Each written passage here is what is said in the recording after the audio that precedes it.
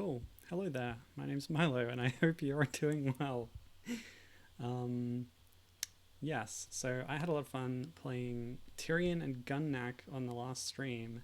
So this time I'm going to go back and play more compile shooters. Compile, of course, did Gun-Nac.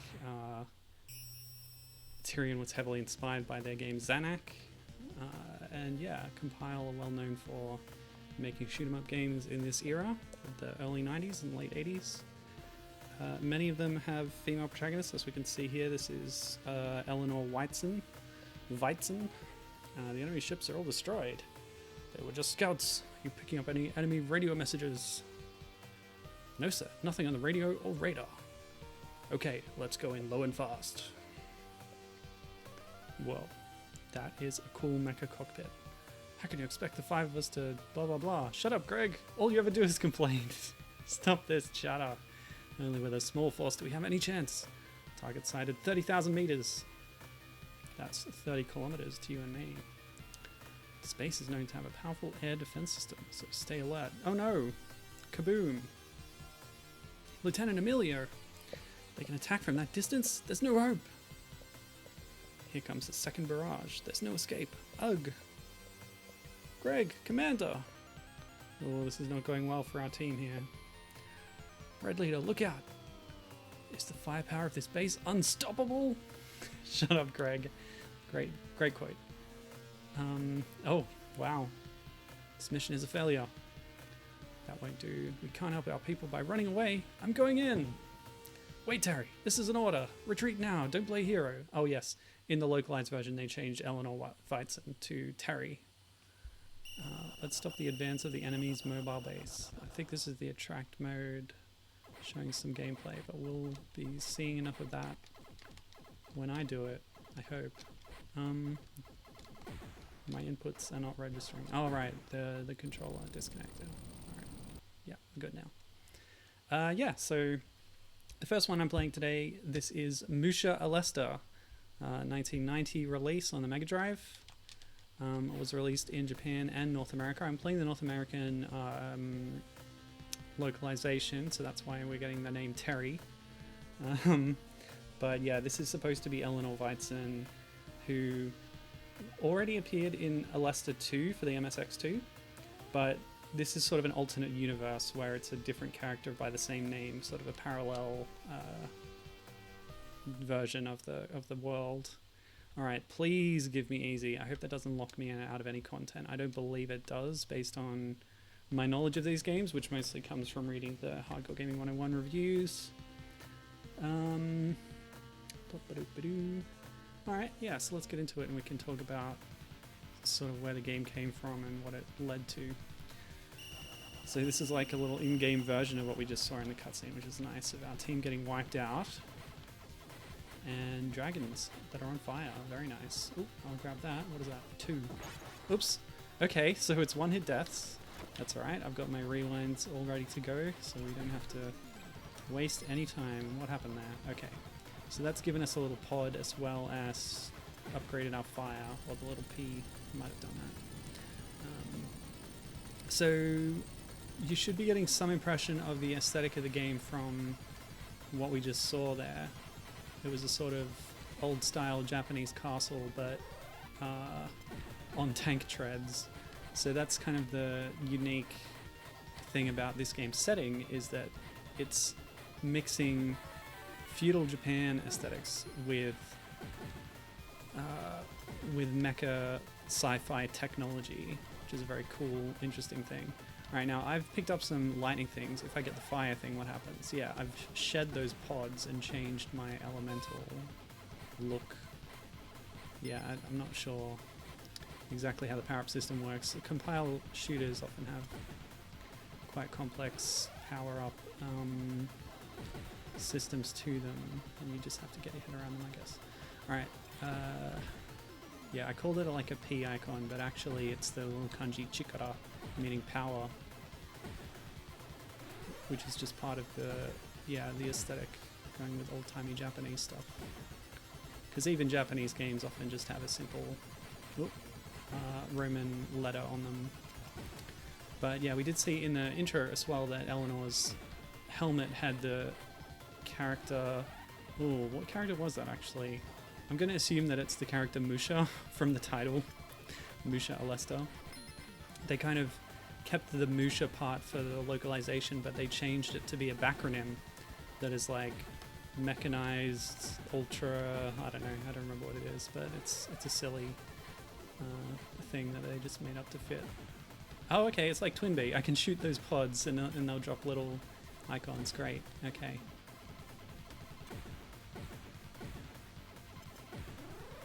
I should have remembered that from the review.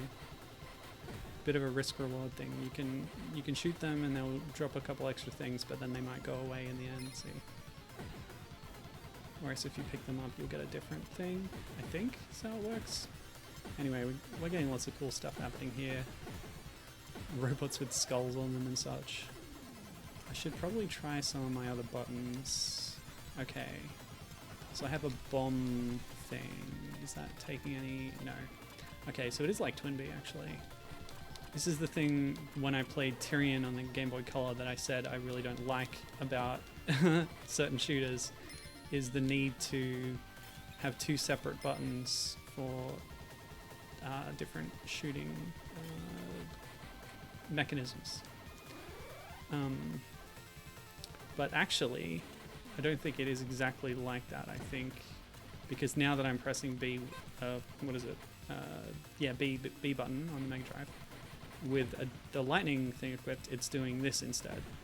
And just pick up the fire one. Okay, so that's the dropping bombs, and we're basically just holding down C and B and doing these two shots at once. And I think how it works, which I think it has in common with some of the compile shooters, is that by getting the little Chikara mini pickups, you get a certain number of them, and eventually that'll power up your main shot if you once you've picked up enough of them. Because I've gone from 2 to 3 on my main gun there, eventually. And I do like this lightning better, so I'll pick that up. It's my secondary shot. I'll just quickly hit the A button, see what that does. It's changed the positioning of my sidecar little friendos down there. So if I do it again... Oh wow, okay. Movement now changes the direction of it. Now they're spinning in a circle, that's cool. And now they're back by my sides. Oh, one is actually... Oh, they're jumping around and following enemies on screen. Interesting. And back to by my side, which is the most basic one. Probably works pretty well, I guess. It's most straightforward. Although I do like them chasing around. Okay, and that's to the side. Useful utility. So let's do chase mode. I like that. It's kind of fun. Cute. Oh, okay, so I've now picked up a couple of lightnings to upgrade my lightning shot to a larger central beam. Wow, there's a lot going on mechanically here, but now that I've picked a position for my options, I won't mess with those anymore unless it seems useful for a specific situation. And I'll just hold down B and C and keep shooting. I'm wary about running into things and getting damaged, because that was a mechanic in certain games. I've been playing a lot of Tyrion for DOS since the stream, and having a lot of fun with that. I'm almost to the end of episode 4, I imagine, at this point. Episode 4 is a lot more substantial than the others. There we go. Oh, are we still... I'm going to go inside. Okay, cool. Is this the base that we were approaching? I guess it is.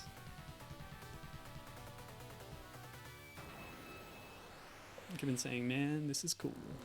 I agree. This is really stylish and cool. Destroy the power chamber. Yeah, so Musha Aleste, you lose the indicator. Oops, I shouldn't have picked that up. In fact, I'm going to not do it specifically. I'm going to rewind. Oh, now we have ninja robots. Great. Great. Oh, I've lost my elemental shot actually, so I might as well get a fire. Yep. And they've upgraded into cluster bombs. Cool. Yeah. So the Aleste series, ooh, What's that? Damage. What's the damage mechanic? I don't know. Maybe you lose the elemental shot when you get hit, when you take damage. Unclear. I do like this as a shield though. Oh yeah, it does actually destroy projectiles. That's really useful. Especially if we're kind of weak. At the start of the game I died in one hit to something. I'm not sure if I'm protected by something else, but I'll keep the water one around for a bit. Because it can also damage enemies that get too close. Very handy. Oh, giant face. Great. Oh, okay. So we've got pistons coming into attack. Oh, what was that? Yeah, like impacting walls and things does cause damage to you, unfortunately. I never like that. It's always very annoying. Okay. There we go. I've lost my options along the way too. I think I got hit by something. Options are the little, yeah, the little drone things that follow you around in shooters sometimes. The name comes from Gradius, which is one of the fundamental, or foundational, I should say, shoot 'em ups from Konami.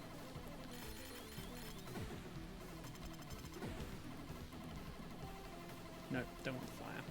I like the water. For now. Oops.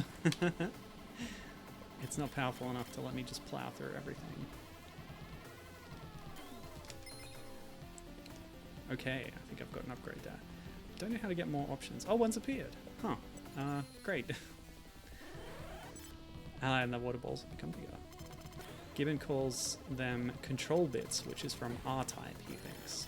Yeah, R-Type. I've just read about those in the HG 101 book, Guide to Shoot 'em Ups, and haven't played them myself, but they're certainly... We've brought up R-Type before because it's one of the game series that heavily rips off the aesthetic of H.R. Giger's artwork as seen in the Alien films,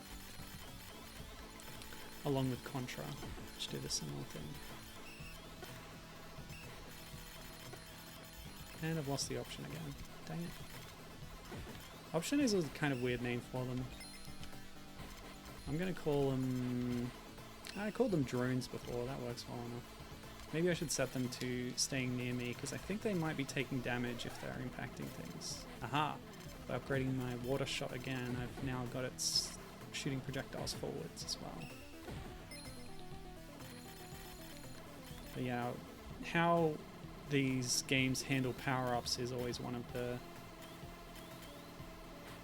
sort of features that helps them stand out from other examples of the genre.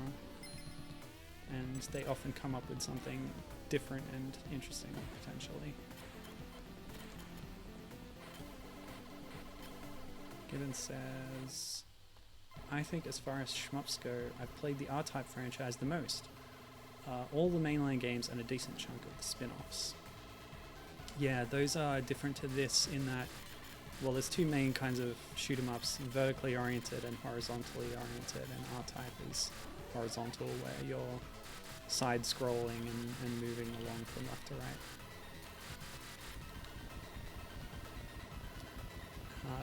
And you mentioned spin-offs.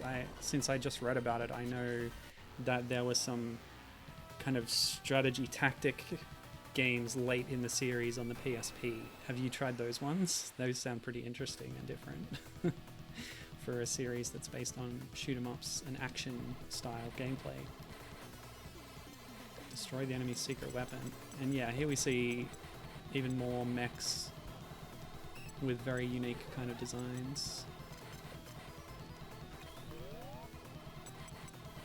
I don't know how many pickups you need to get to upgrade your shot, but I guess this mech walking along here is the secret weapon. We're gonna want to deal with that over the course of this level. So it's sort of a rolling boss battle here. Okay, well it stopped rolling because it's now standing on one screen. Is that it? Yeah, get owned, brother. Oh, oh, golly. This floor's fallen away and a canyon has opened up. Wow.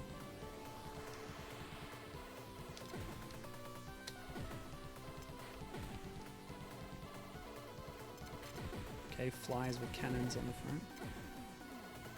Oh, you can see them falling down after I shoot them. Oh yeah, classic Oni mask there. Oh boy. What happened? Something happened. I glanced over at chat and I think I got hit. I've lost something. Maybe my elemental weapon. But I do have a couple of drones. Oh, let's come back at this level. With the giant water balls. I don't understand the pickup system. Oh, missed them. Oh well. I think we're going pretty well. Ooh, okay. Gotta dodge through these gaps now. Interesting. Ooh. Don't think I need to shoot right now.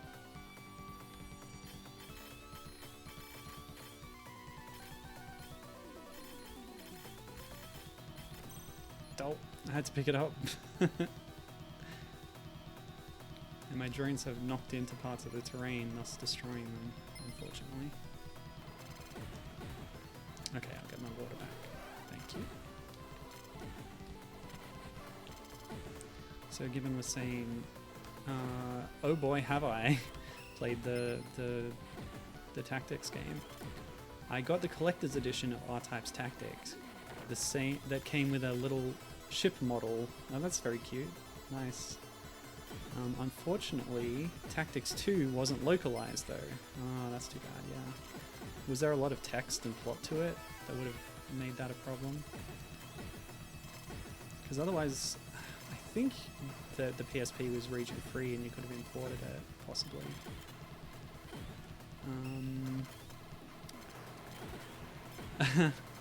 Gibbons correcting me. I did say that the Tactics games were late in the series because the series did kind of go away after that for a while, but he's saying that there's a new entry coming out this year, which I did not know about. I know that there's a new Aleste entry coming soon, which is nice. Compile eventually folded and was sort of reborn from one of the founders or whatever as Compile Hearts, but they mainly then focused on different genres of games that are not shooters or Puyo Puyo, which are the things they're famous for. And not pinball games either, unfortunately. Okay, so this guy's back apparently.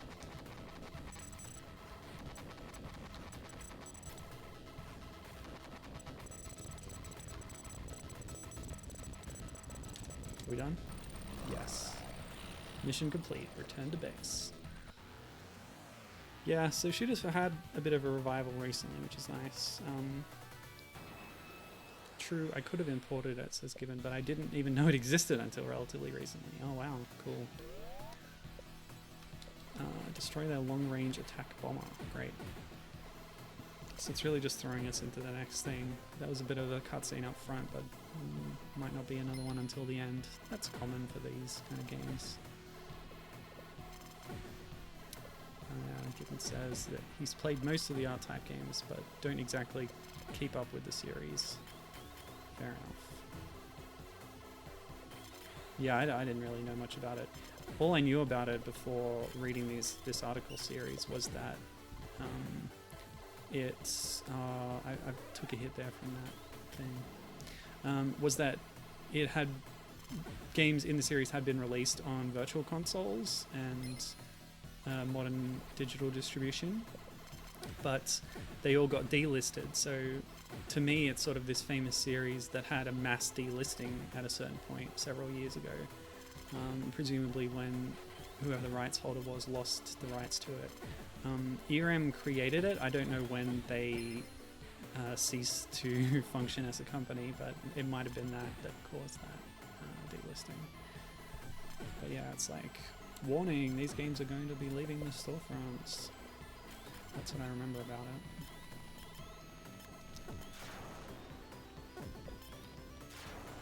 But as for modern distribution of Compile's games, M2, the famous sort of retro developers who do a lot of re-releases of old games and porting them in like good playable format, right?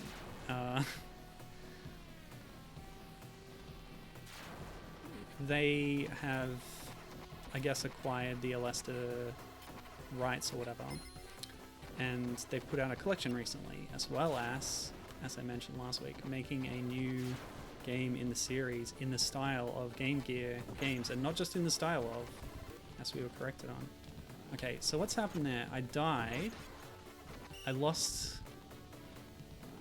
one of my ship icons from the 5 that I have up there, or mech icons, and I also have a number of option or control bit stocks that, whoops, that I guess get replenished when my drones get destroyed. So that's how that works. I don't know how I get more though. And well, let's see what happens when I die. I do come back right away in the same spot, which is very friendly.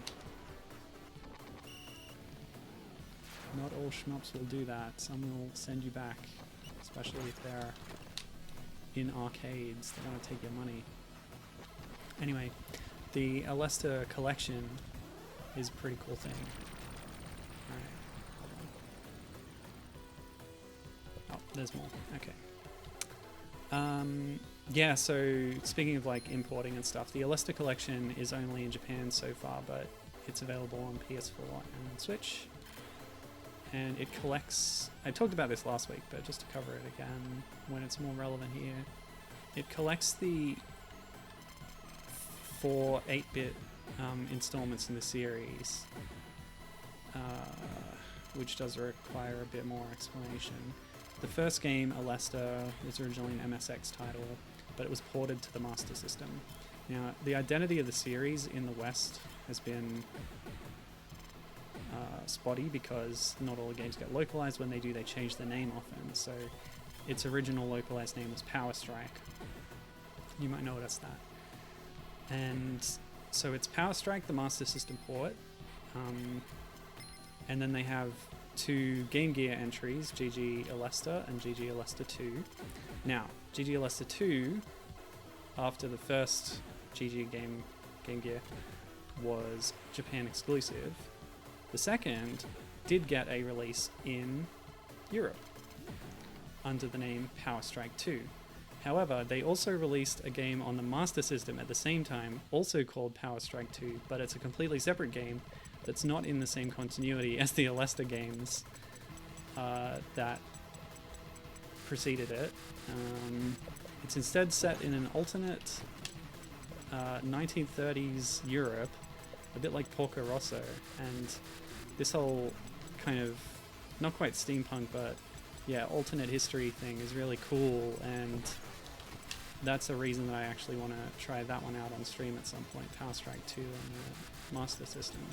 I won't be playing it today, but it's definitely one to have a look at. Pretty cool.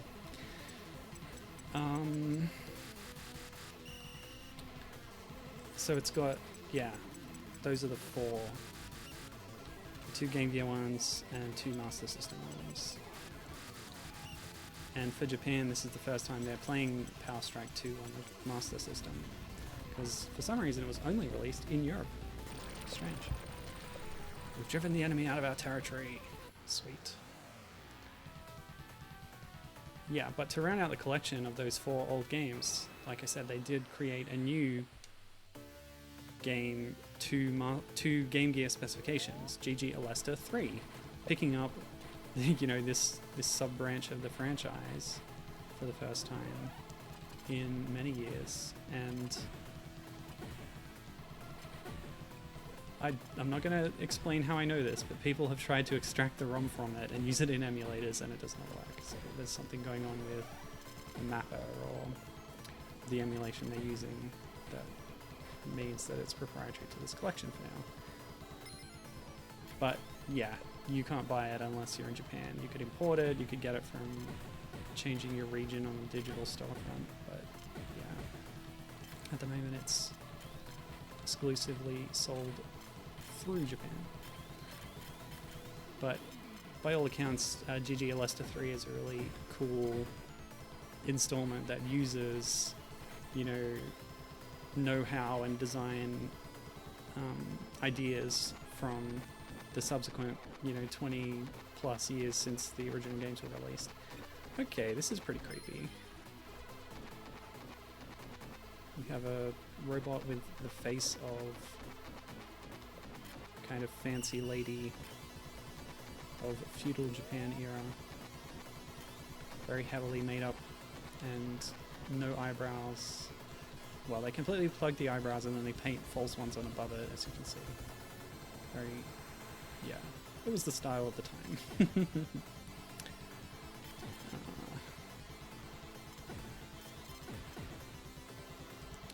Yeah, and I said last week, but I'll say it again. My friend Dee Liteyears did some artwork recently in 90s anime style of the new protagonist for GG Aleste 3. Luna Waizen. And this is Dee's wheelhouse, is recreating retro anime style illustration, as well as use of cathode ray tube technology to display it. Yeah. So check out her Deviant art, which is Dozoko.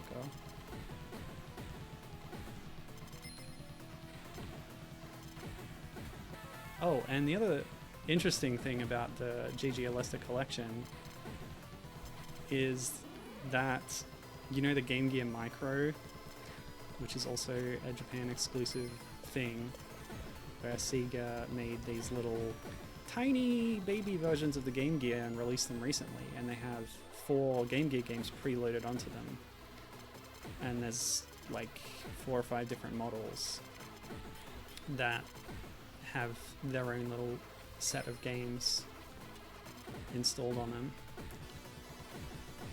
So if you want them all, you have to buy a bunch of different units. But what they did for the GG Aleste collection, on top of releasing it as a game, they also had a special edition which came with a special Game Gear Micro that had all 5 of these games programmed onto it. Proving again that GG Aleste 3 was made to Game Gear specifications, because a device that's specifically designed to run Game Gear games in modern times runs it as well. And supposedly it comes with a bunch of slowdown and stuff because they've loaded sprites on there, and it's all very advanced, but the slowdown is supposedly kind of part of the game design. Now, I didn't really talk about it just now, but that was sort of an evil version of Us Wheel Fighting, which had its own little drones, and it was a dark mech. But it's gone now.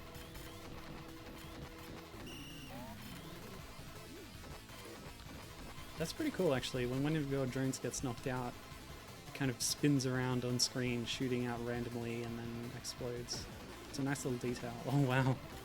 Okay, the face is melted away, revealing a hideous skull. Great stuff. My fingers are really getting sore from holding these buttons down. Okay, I've adjusted my hand position. Gibbon says, I like the designs in this game. Yeah, that's definitely one of the strengths of it. One of the, the whole point of the game, really, in a way, is that they have this idea of merging traditional Japanese folklore and imagery and stuff with sci-fi and mech stuff. And it works really well. It's not the only thing to do that. There's others that I don't really remember right now. I know that the Shifty Look comic Scar, which is based on Genpei Tomaden, the Namco game that Konami kind of riffed on with Getsu Fumaden, does a similar thing with cyborg ninjas and things. Even though the original game didn't have quite so much sci-fi element to it. I guess Kabuki Quantum Fighter, which I played on stream last year, could be a bit of that.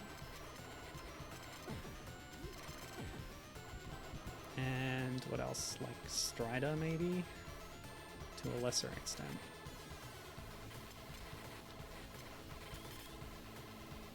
I didn't think about this beforehand. Or I might have had some more examples. Gosh, how many little pickups do I need before I get a better gun? Surely my gun is not fully upgraded. I have arm level 4, as noted by the UI in the upper left, and form forward I think is what my drones are doing. So if I do that, yeah, 3-way back, reverse, roll, free, forward. I've stuck with forward for now. It's simplest. I didn't have to think about it too much. I just move my mech to the thing I want to die, and the shots will go and hit them. That's how I play shmups. Oh, I'll have to go get that.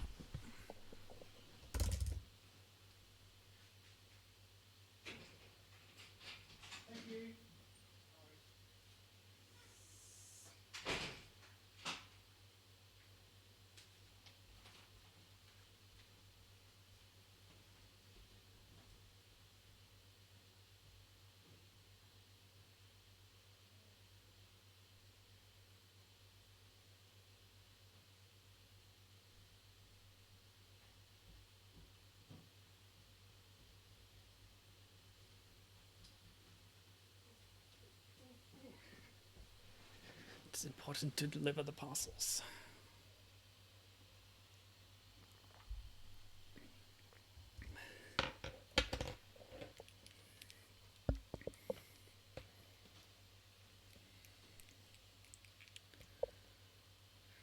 Okay, we're back and we're facing a battleship in the lava with a giant face on the front, because why not? Of course you would put a giant face on the front of your battleship. We're taking out cannons on the back as we go along. That's a nice little shmup staple that I love. Slowly taking out the armaments of the boss.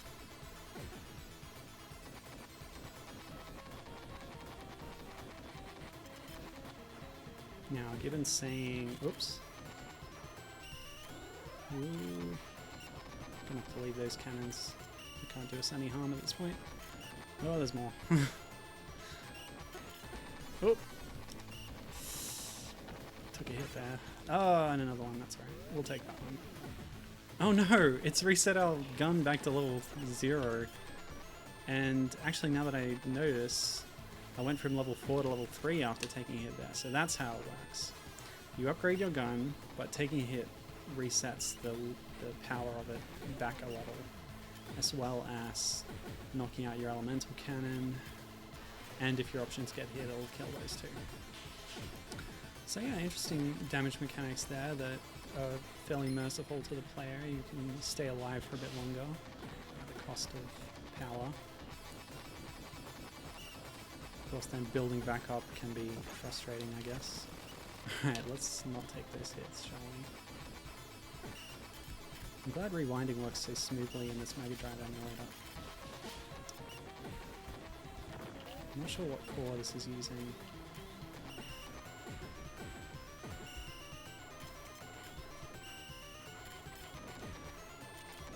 Yeah, I'll have to look that up later. I'm always disappointed by how slow SNES emulation is.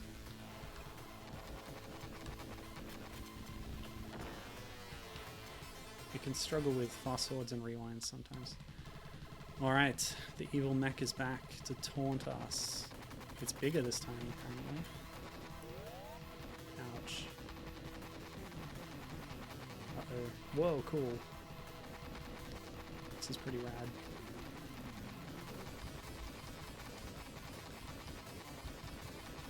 It's taking battle damage. Beautiful. Oh! You got whipped. Is everything there? Sweet.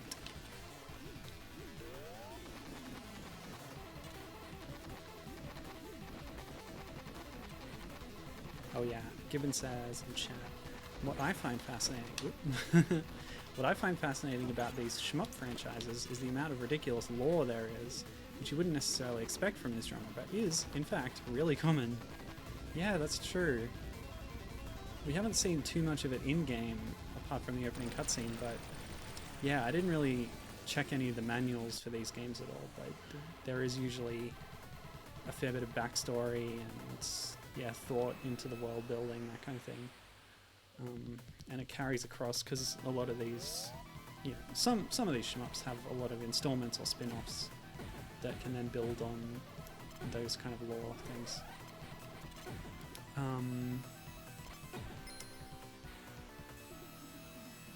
Yes. So by playing Tyrion so much, they've included a lot of that in the game, because there's sort of optional text conversations or like messages that you can read in between levels. And you don't have to, you can just go and play the next one, but you get extra context by reading them, and you get to see a lot of yeah, that world building stuff that I was talking about. And you know, in that case, it's all there in the game if you want to read it. It's really cool. It's definitely a lot to that world that they've put into it. Yeah, I'll just rewind any deaths I get so as not to lose all my power too quickly. But those missiles apparently are invincible. Oh boy. Yeah, I stood in front of those lasers for too long. Oops. Yeah. By not having my elemental power, I am now vulnerable. Yikes. So just avoid it, come in, do some damage, move away again. No health bar on the boss, unfortunately. Tyrion does that, but it's not actually very common in shmups to have that health bar.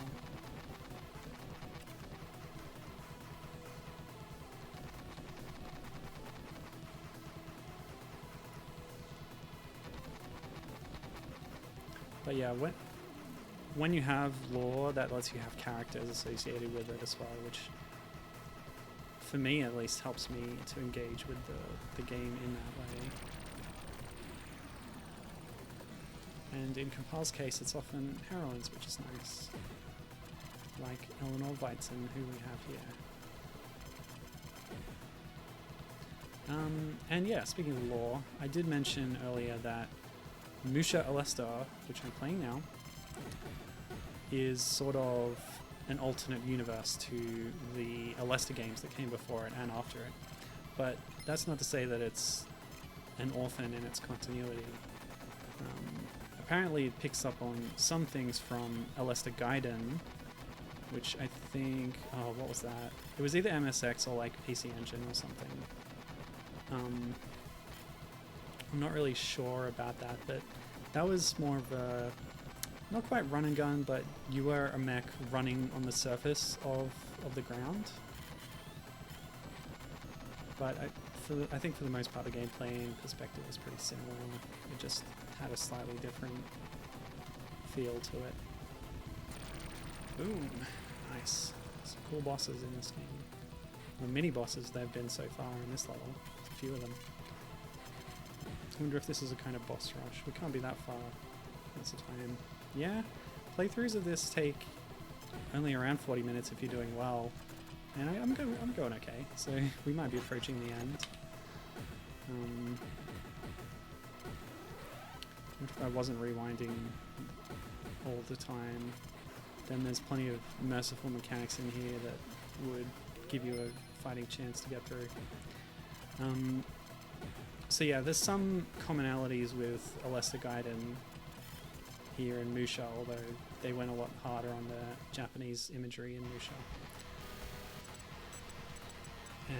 But yeah, they also followed up this with Robo Aleste, which again I don't remember. I think it's the Super Nintendo, possibly. But it's another one that's mech oriented. Oh golly.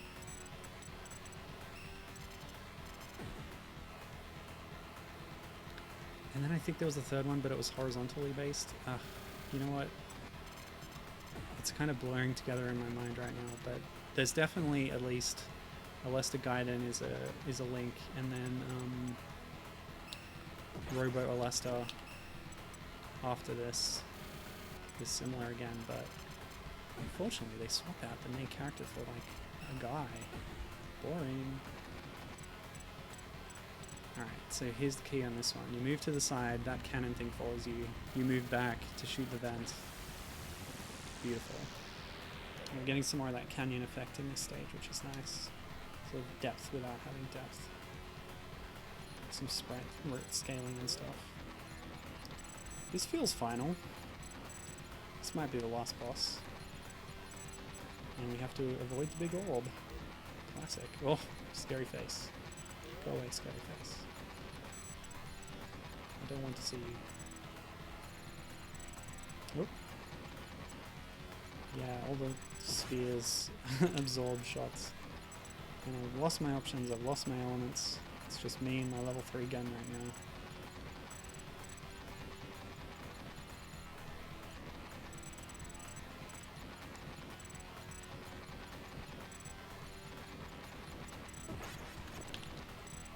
So yeah, a lot of Compulse games feature spaceships. This one and a couple other ones have the mech style, but then they sort of followed this up with Spriggan, which I think is the PC Engine CD. Maybe? I don't remember. And that one swaps out this, this kind of Japanese style theming with European folklore and like fairy tales and things or something. Alright, I gotta... Yeah, there's a lot of stuff that's killing me right here. I can't shoot down that thing after it pops out, so you really gotta space yourself carefully in between the orb up top and the arm and the wall as well. Oh boy, yeah, that's tricky. This is really where they're gonna sap your lives away, isn't it? If you're not rewinding. Very devious. But yeah, we can also see another scary face inside that orb. It's actually spitting the spheres at me. Kind of creepy. And yeah, Spriggan had 2 follow-ups as well. That's, I think, what I'm thinking of, is that Spriggan 2 and 3 had a horizontal perspective. And were kind of mech-based. Yeah. Given says, this feels big baddie. Indeed, indeed. I think time bomb set get out fast, possibly. Let's go.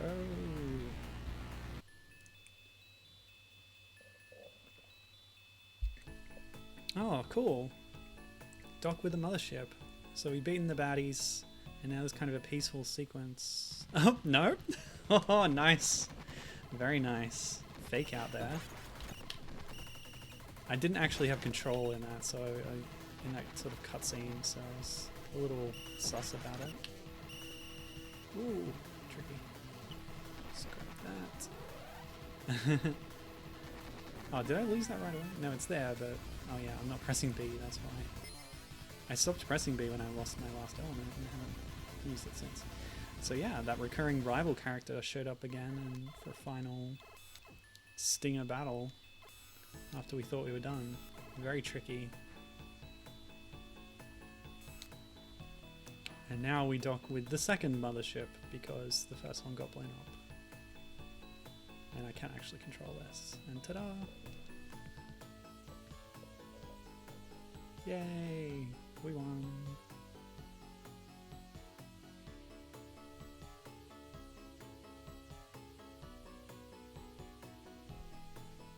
So indeed, it is quite short if you're cheating the way I did. But yeah, short and sweet. And nice theming, nice design, and good gameplay too. Thanks Gibbon, ban the spammers, good for you. Good for me. Good for me that I have you here.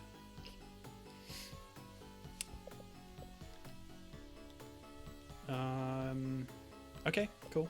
Sort of looks like an aircraft carrier in space down there. It's taking off now. Yes. And while we're waiting for this to happen, oh, there might be a cutscene. Let's just...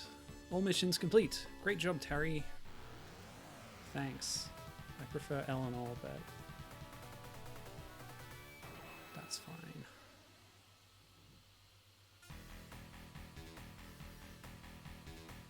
Oh, this is pretty awesome Mega Drive synth heavy metal. What was that? Terry recovers from her minor wounds. She is waiting for future adventures. Well, I don't know if she gets any more in this universe. She comes back after this. Well, we'll see in a minute. Oh, look at that. Beautiful stuff. Space wreckage. What is that exactly? Is that the rival character? No. Different color scheme. Ah, Gemini Hirono. We would have seen his name in the credits for Gun-Nac last week. He's one of the big 3 core compile shooter team. Another one we'll see at the end as the planner. And we'll also see... Yeah, yeah, it's in my notes somewhere. But anyway, programmer. This I don't really understand, but it's something technical about the Mega Drive where there's 2 different kinds of programming, I guess, that they did for it. Yes, Gibbon thinks the music is great. I also think it's pretty great. Good use of the Mega Drive. You don't always get good sound tracks out of the Mega Drive, but when people know how to do it, then they know how to do it. There you go, Yanis Teramoto, that's one of them. The graphics guy, as well as the others who helped there, using mostly code names.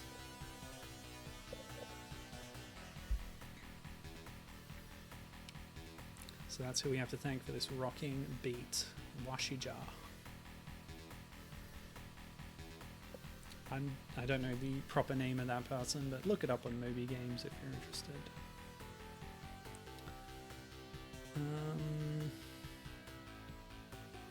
Yes, so just briefly now to cover something that we were speculating about last week.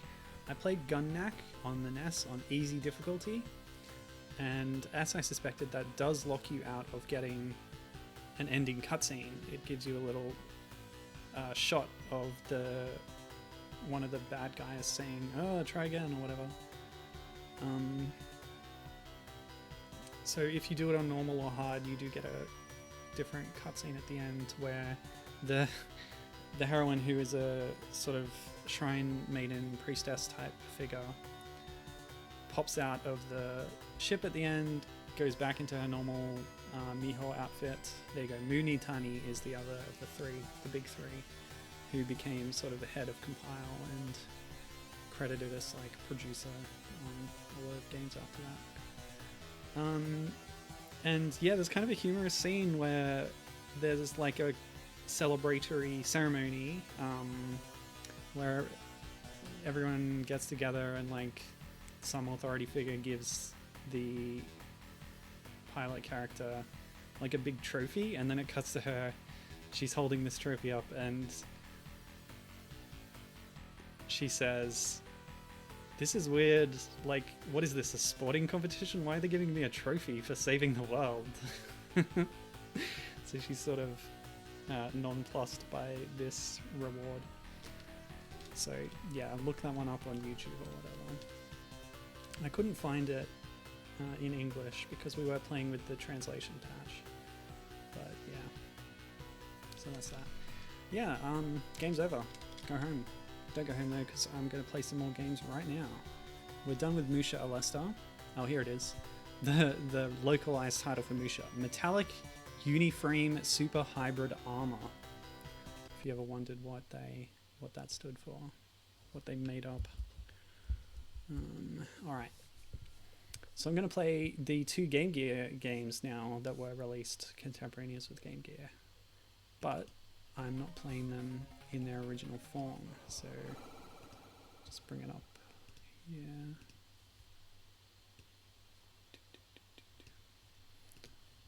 So what I love about the Game Gear is that its hardware was compatible, or pretty much the same thing as the Master System.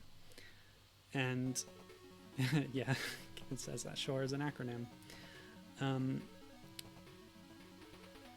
So games were often ported between the Game Gear and the Master System, and in that case the Master System is often a better way to play them because you would get a larger screen size that let you see more things happening.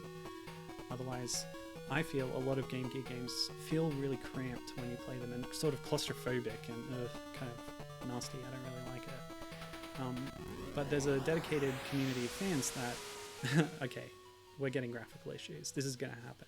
Because what happened is, GG Aleste 1, it was released on the Game Gear, and fans have come on recently and made a patch so that it plays out on a Master System. And often when they do this, there can be graphical issues because it's displaying areas of the screen that weren't really supposed to have been seen, but it can also alleviate that cramped feeling that I have. So it seems to be doing that here. So the patch in this case was made by BCN Able76 and Revo. You can find it on smspower.org. And yeah, so we're going to see how this plays out with the Master System patch. This was released in 1991, the year after Musha, but only in Japan. The main character... something's gone wrong there. Hold on a second. I think maybe I hit the pause button or something. So I'll just show you again real quickly. This is Luna Waizen again, and looking pretty similar. They seem to have used the character design pretty closely from Musha, but changed the character on her helmet. It now looks like an E. Okay, for Eleanor maybe. Oh, what's this? Normal or special? Is special going to be harder? I assume it probably is, right? So we'll pick normal. That's the option. Yeah, I don't actually have any more notes about this, so I'm just going to play through it. And we have two buttons on the Master System. Button 1 pauses the game. That's how they've set it up for the patch. Okay, so it appears that the graphics for the stage have been expanded to the sides, but the actual playing field, I think, is still the size of the Game Gear screen. So I can't move any further right than this, I can't move any further down than this, and left, that's as far as we can go as well. But it will give us a view of what's coming a bit better sometimes. It appears that enemies do spawn within the boundaries of the Master System screen as well. But yeah, we're seeing some similarities with Gun-Nac and with Musha here. Different types of weapons. Musha only had the one weapon really to upgrade, and then an alternate second weapon that had options, or option means something else because of Konami, but it had different choices that were elementally aligned. In this case I had something, and now I've got the... Yeah, I had the homing shot, and now I've got a wide shot, so it's D. Ooh, it's surrounding me here with a fireball.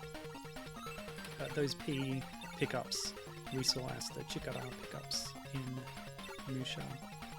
And what's that do?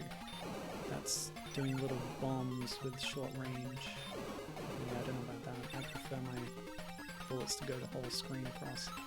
So, yeah, I said Game Gear games can feel cramped, but I think the way they've drawn the graphics here, it would actually... Oh, that's a nice effect, actually. Inverting the colors during your death. That's nice. Yeah, another thing the patch did, actually, by the way, is moved the UI element of our life counter to the bottom right corner of the Master System frame, which is nice. Wow, there's a lot of different weapons, aren't there? So laser is what we started with, and we've now powered up the laser, so it's more efficacious. Very nice. I wonder if that carries over to the homing. Yep, that looks different too, so yeah. Yeah, so the large number of different weapons we can get is something that Compiler is known for in their shooters. We saw it in Gun-Nac. They focused on different kinds of power-up systems in Musha, but that worked just as fine as well. Yeah, so there's going to be a lot of different weapons to choose between. I'm going to pick a favorite. I found homing to be very useful in Gun-Nac. Here it's good too. I'm getting some misfired shots that kind of circle around uselessly. Let me try... Oh no, I don't like this one. we'll cycle through them. They're dropping plenty of pickups for us.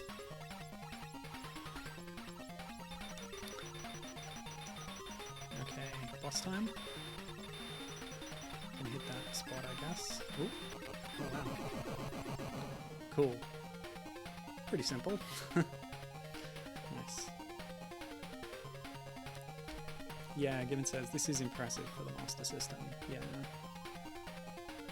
Although the Master System version is a hack, it was on the Game Gear, but yeah, they're identical in terms of their hardware pretty much.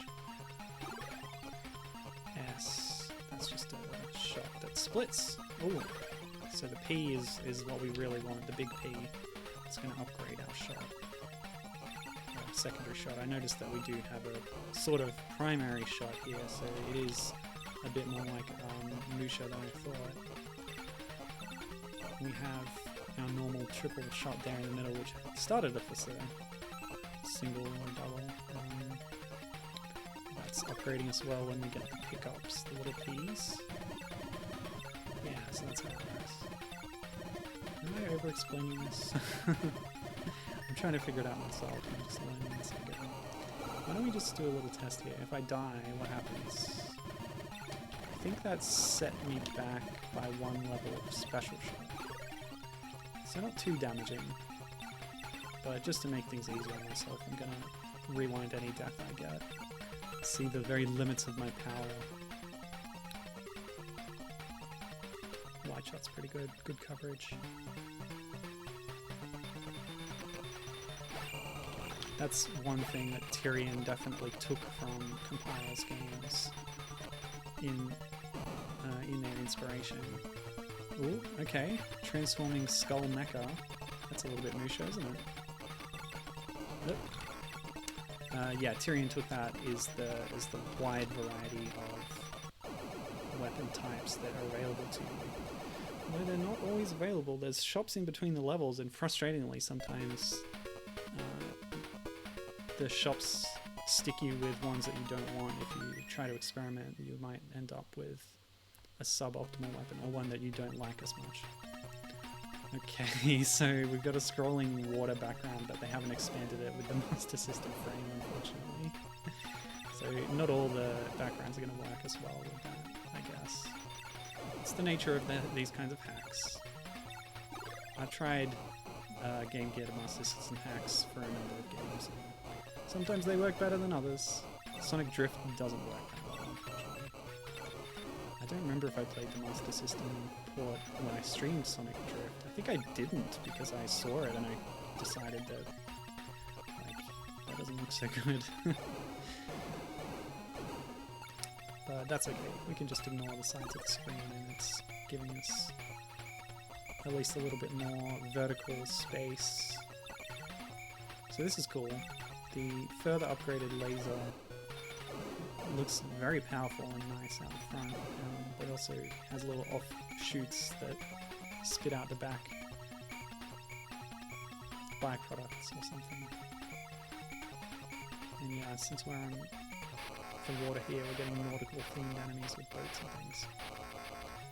By the way, if they ever do release the Aleste collection internationally, or if you choose to import it or whatever, it's got some nice extra features with sidebars on the screen. They don't do the Master System screen expansion, unfortunately, but they have side UI panels that give you more information about the game, and like your power-up level and how many pickups you need to improve it.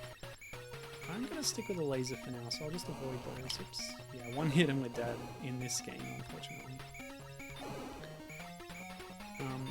Yeah, so all sorts of little extra things with information about the game. Even telling you about the current state of the game in Aleste 1, which, from what I read, brings forward some of the Gun-Nac mechanics. Okay, we're getting some pretty severe slowdown at the moment. I'm going to grab this wide since we're being surrounded by enemies here. Take them out like that. That's more effective for the situation. Yeah, Gun-Nac had this strange thing where depending on how you were doing, the game would throw different things at you. It was sort of an AI system, or so-called, where, yeah, your current state and your performance would then affect what enemies would come at you.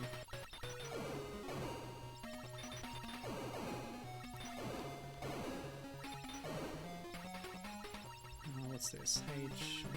Let's go with H for a bit. Oh! Yeah, H is probably good for a boss if you're moving around them and focusing on dodging, and the shot is going to do more of the work by homing in itself. Yeah, good for that kind of thing. So, this platform is labeled 2. I wonder what that means. Where is 1? Ooh. A little bit of bullet hell here. Not really. I can't stand bullet hells. Too frustrating for me. But if you're into them, there's plenty out there. Oh yeah, that's a good point they're giving. Saying, I believe these days that type of AI is called a director. I have heard that terminology as well, actually. I believe they used it with Left 4 Dead, which had a similar kind of system to what I described just now. And they called it the AI director. Yeah. D, what was D? The shield. The water, the Musha water type shield. So, I like that one. We'll stick with that. Oh, and speaking of Musha, I died suddenly. Musha's a bit more fun. But speaking of Musha, we're in a canyon-style stage, looking down through some...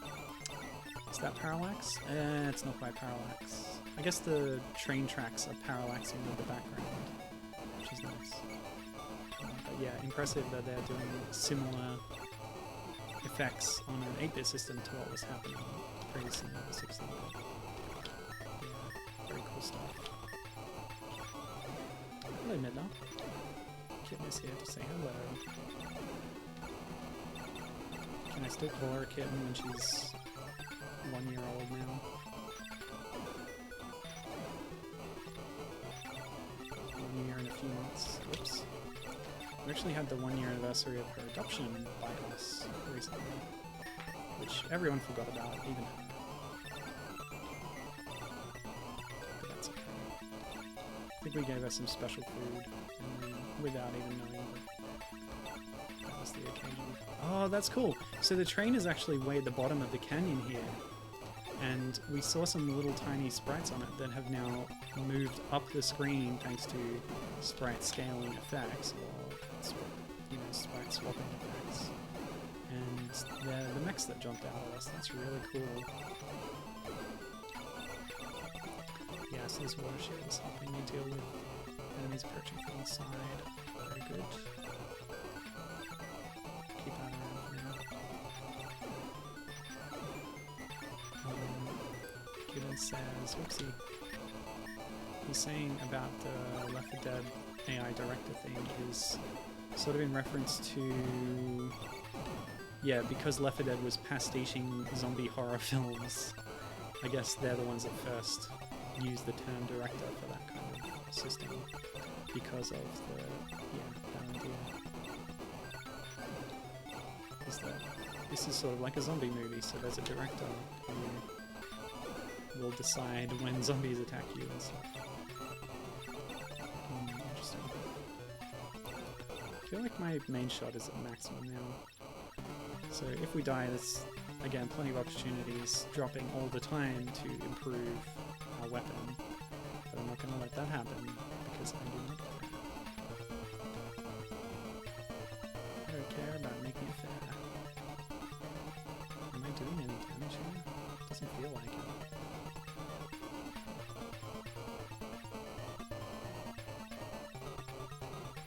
Oh, okay. It's because it was way down at the bottom shooting up at us, but now it's arrived and it's sending out little octopus crab monsters to climb on the walls. Very cute.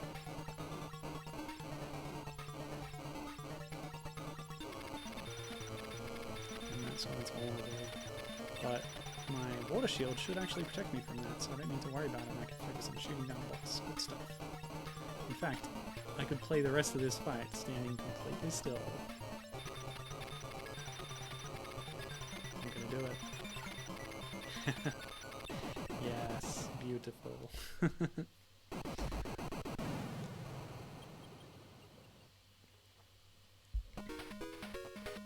Good stuff. So this game should take about as long as Musha Aleste based on long plays I looked up online, which means we should have time to fit in GG Aleste 2 and see how they advanced the system from this to that. Wow, fast moving background scroll. Oh, bonus area, great, okay. What is that going to look like?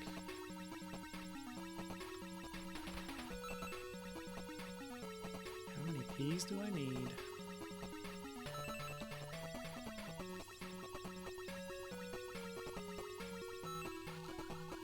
Aha!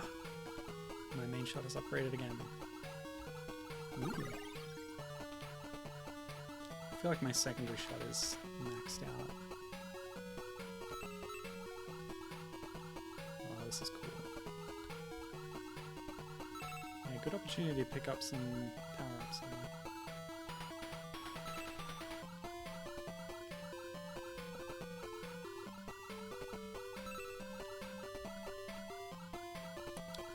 You know, I think I like compile shooters. Some other shooters I played have been just too hard for me. But theirs seem to be a bit more friendly sometimes, especially, I guess, the console ones. More so. Oh, sorry.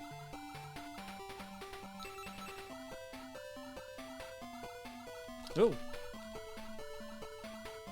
Ah! Well, that's weird.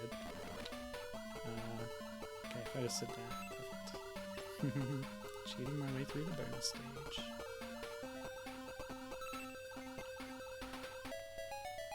Perfect. Yes, I am. Thank you very much. I do cheat my way to perfection. Cool, cool, cool. Alright. Feels good.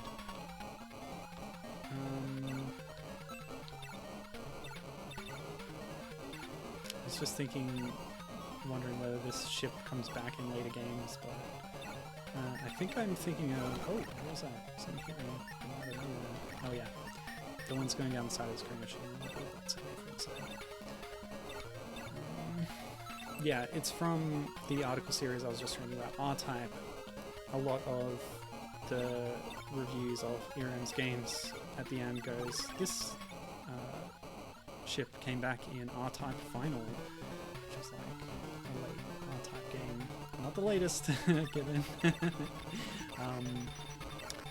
But yeah, they did a game where the sort of one of the selling points or gimmicks to it was that there were like 100 playable ships, and many of them are references to other ERM shooters that had come before.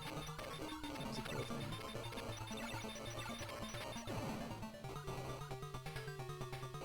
Oh! Thought it was over. It was not over.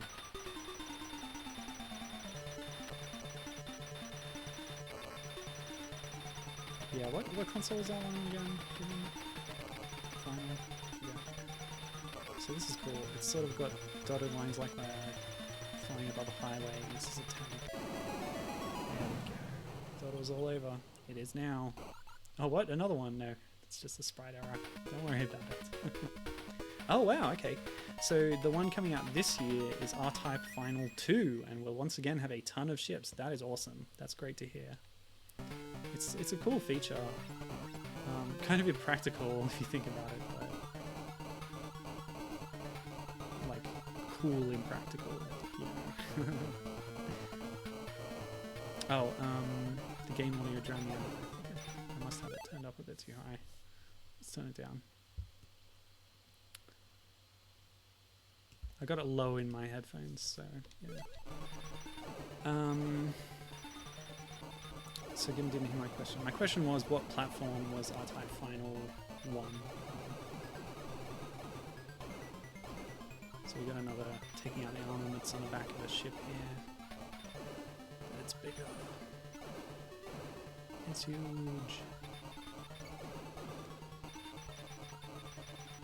Final was on PS2. Nice. Oops. Oops. Yeah, this is... Oh, yep. Okay, cool.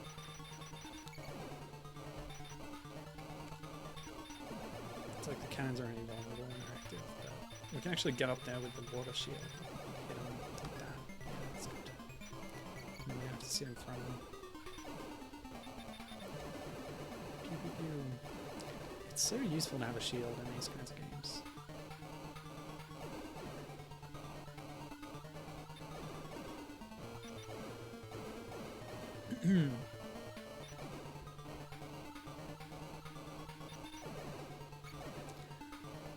Yes.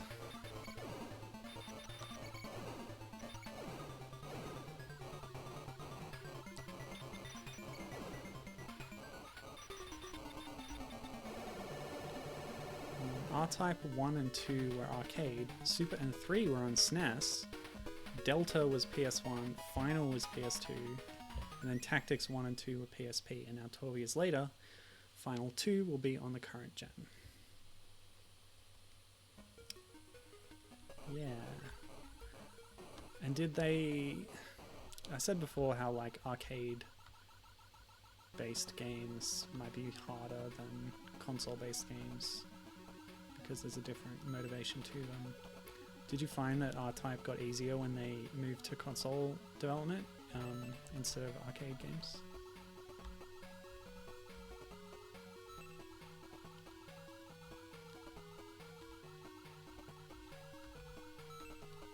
I guess that's the thing about compile shooters. A lot of them started on consoles. I don't know, from memory, I don't know if any of them were arcade first or ever. Because they... Yeah. They started with... some of the early ones are arcade, actually, now that I think of it. But Gun-Nac, which was the famous one,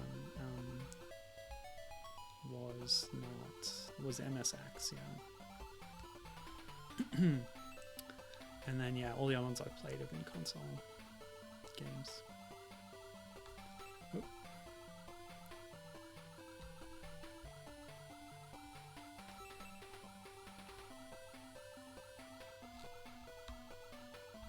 Actually, I think they can't hurt me in the bonus room. Yeah. Oh, I'm looking at my stream layout right now, and the Master System view is actually wider than the Mega Drive, so we've cut off part of Eleanor's face there on the cover art on the left. So that's okay. Still get to see a bit of her Mac as well. The cover art on the right side of the screen is for GG Aleste 2, which shows the new protagonist of that game inside a space helmet. It's a bit more minimalist compared to some of the other cover arts.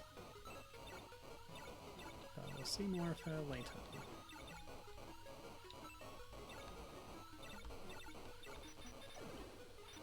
I really like the water shield, people. It's really good. Gibbon says, in terms of games being easier on console, yes and no. Ooh. Okay, yeah, the shield cannot block the blue lasers. Yes and no. Super and 3 was still very arcade style and made you start over from the beginning on game over. Delta and Final less so and had checkpoints, if I recall correctly, but also had ships and stuff you could unlock for subsequent runs. Ooh, a little bit roguelite, huh? Interesting. Yeah, I guess that's how you do it.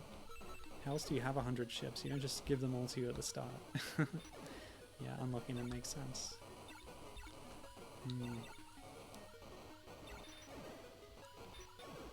That's pretty unique among shoot-em-ups. Sometimes you get a few different playable characters, but having 100, and they all have different weapon setups as well. Well, okay, having said that, Tyrion itself does have lots and lots of ship designs, but most of them are exclusive to like the arcade mode or it's a side mode, it's not story. It's more yeah, arcadey in style, but I think what you could do is customize a ship in there and get maybe one of the odd ships that they made, including Pretzel Pete in his pretzel truck, or like a dragon was one of them as well. I think you could take those and import them into the story mode and play with them there. Yeah. But I haven't looked into that mode at all yet. I've just been playing the story, and there's plenty there to keep you busy. By the way, Tyrion 2000 released as freeware. Go and check it out. Available from different places, including GOG.com. Kaboom! While Super and 3 still made you start over, there was a wider variety of power-ups and some customization options and stuff since they had console power behind them. So that was cool. Bit of a Lilac Wars thing. We've blasted open a base on the surface. It opened up and we swooped inside. And we're now flying into a tunnel through the interior of this planet or whatever. Yeah, very cool stuff. Man, Lilac Wars was good. I gotta play more rail shooters. I've been meaning to stream the follow-up to Panorama Cotton on the Mega Drive, which I played, which was, yeah, like behind the back, scrolling inward shooter. But yeah, it got a follow-up on the Dreamcast called Rainbow Cotton, and I want to play that around the same time that I'm playing the Umihara Kawase games, which I'm going to get to very soon. As soon as I finish Tyrion. Oh, another shaft going inwards. Okay. Oh.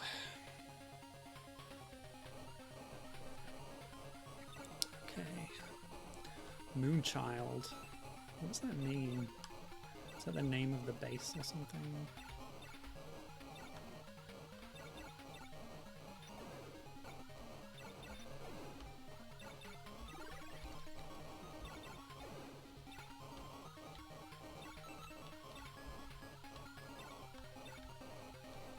Yes, but this is very survivable, very doable for a Game Gear game. Very good for a handheld. Don't think there's any saving or anything between levels, but it seems perfectly doable in a single run.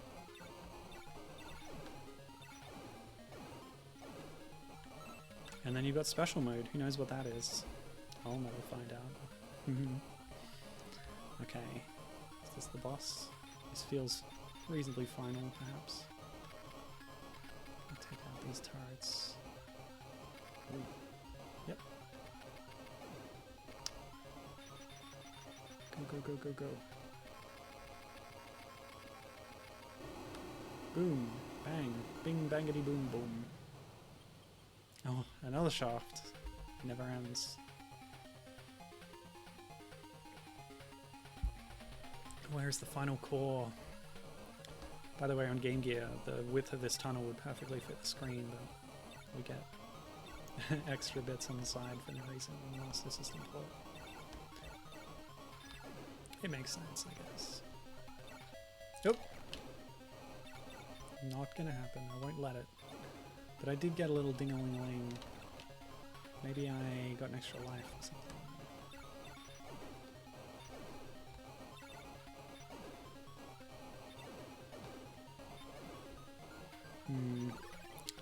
I would say there's maybe not as much enemy variety here as we had in Musha, but again, to be fair, this is the Game Gear. It's a handheld, it's 8-bit. I understand. It's a little bit more limited in scope.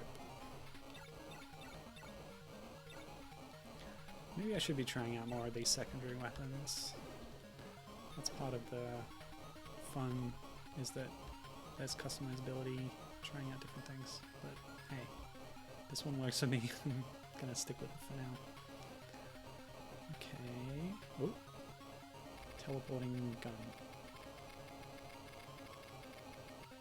Is this water shield making these too trivial? I don't mind. Oh, it was like a jump jet, but now it's blown up. Cool.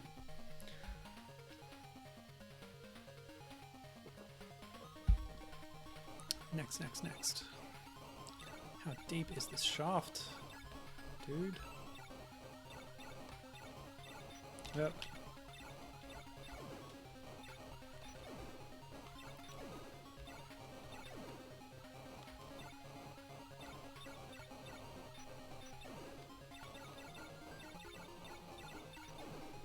Yeah, all this time I thought that I didn't like shmups that much. Maybe I just needed to try some compile ones. For now, they're my favorite. And, you know, the ones inspired by them. I would include Tyrion, since it was inspired by Gun-Nac. But then Gun-Nac was inspired by Xevious, so, you know. Probably could play Xevious.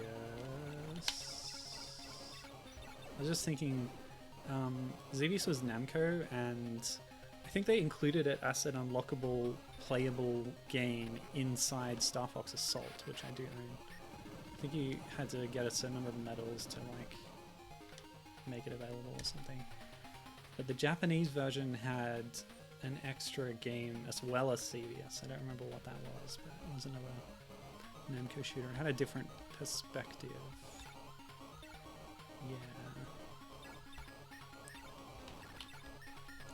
But that always tickled me because you do see these pieces of official art where the Star Fox team are playing a game together. Often it's depicted as kind of a take on maybe the first Star Fox or something, and they're sometimes holding, you know, what looked like GameCube controllers or something.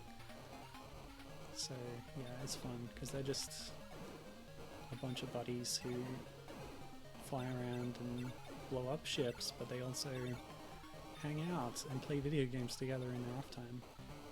And it always seemed to me that, like, they kind of just presented in the menu as something you can play Xevious if you do well in Star Fox Assault, but I liked to think of it as this is something that the team are playing on the Great Fox in between missions.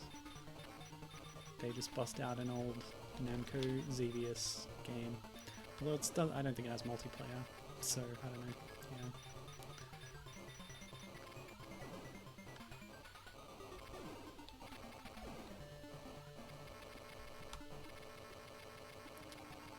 But you know, Slippy's probably got lots of emulators on his computer. Boom boom bang, big bang boom. This is a roll gauntlet, but I think we just blew up the jump jet. Yeah, round 8 now. Multi-phase boss fight there. Cool stuff. Alright, where are we now?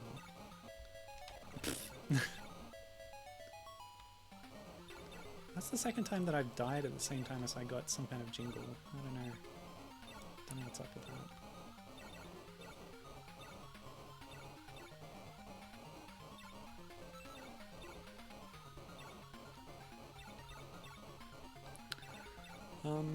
So, how are you doing, Given? What have you been up to? I saw in Discord, you know, sometimes it tells you that somebody is playing a game. You were playing Kingdom Hearts, is that right?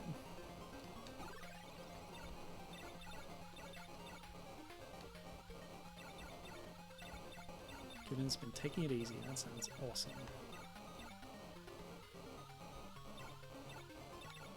I too have been taking it easy. Did some weeding today.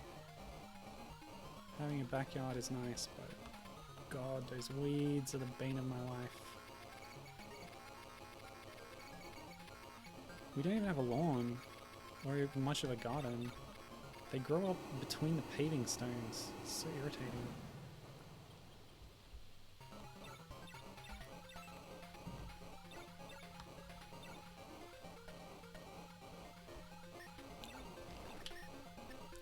But yeah, I'm getting through Tyrion, and when I do, I'm all set to take on the rest of the Umihara Kawase series. I'm going to play Blade Strangers, then I'm going to play Fresh, and then Bazooka. And that is actually going to tie into a stream I have planned for probably next week. I was sort of looking into it for this week, but more research needs to be done. Oh boy. So I might even play Bazooka during that stream, but I think there'll be enough otherwise that I won't have to. Yeah, these little green balls are troubling, splitting into lasers like that, but the water shield actually took out the balls before they could split. And that's that boss down. Oh, oh, look at that, creepy. We've got a giant gynoid head on top of a mechanical base. Very creepy. Another kind of Musha vibes boss here. I definitely remember seeing this in screenshots, the robot face attached to this mechanism. Very creepy, cool stuff. Oh, right, okay. So the Kingdom Hearts thing that Gibbon has on his Discord profile is a fake title. So he says, I set my status to playing a... Hang on a second. I set my status to playing a fake convoluted Kingdom Hearts game that came up watching one of my boyfriend's friends stream Kingdom Hearts. Yeah, I thought it looked bizarre, but that game already has bizarre titles for some of its collections that are stupid, like, yeah. Alright, so just to say that what we've arrived at here kind of reminds me of the final boss of Gun-Nac, which was a strange humanoid figure. The robot head has opened up and an odd humanoid alien kind of creature curled up has popped out and started spitting orbs at me. Very nice. Apparently I'm the third person to ask if that was a real Kingdom Hearts game since they weren't sure. Well, I wasn't sure. Who knows what they're bloody doing with that series. That's silly names. Now, why am I exploding? That's the boss down. Good stuff. Good stuff.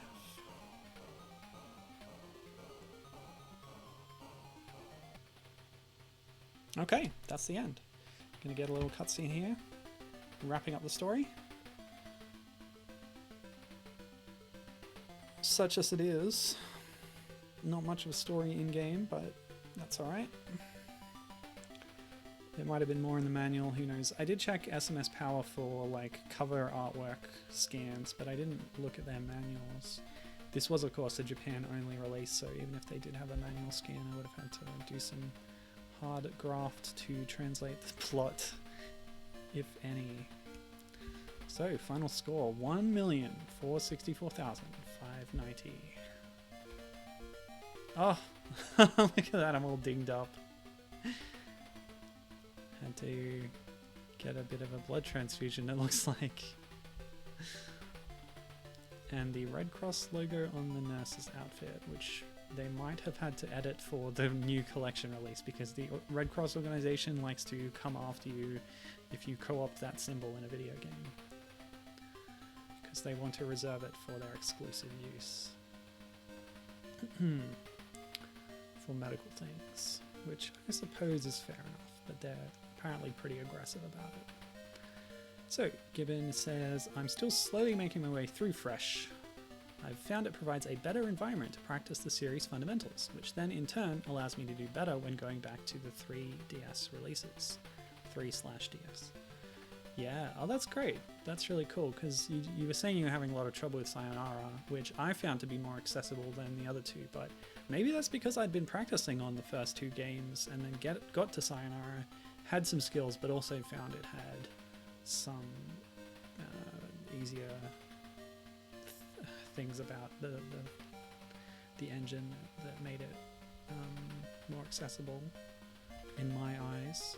But yeah, who knows? Yeah, Given says that Sayonara is the hardest in his opinion. Maybe it is. Yeah. The guidebook which I imported, which has a comic in it, you might be seeing that in the future. I'll endeavour to translate that. Has, yeah, a lot of tips on the advanced techniques and how to make your character move the way you need them to, which is tricky.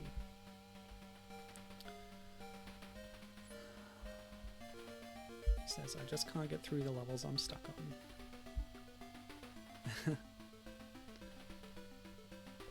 And here she is, Eleanor Waizen, banged up but bandaged and on the mend, having saved the world or something from the baddies and that giant robot head with a weird fetus inside.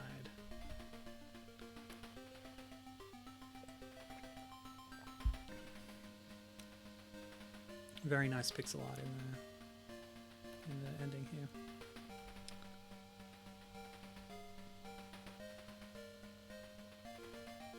Yep, okay. Cool. I don't know how long this is going to go for. Hopefully not too long, because I'm now going to play GG Aleste 2, the sequel. Released in 1993 for the Game Gear. In Japan and Europe, where it was changed to Power Strike 2.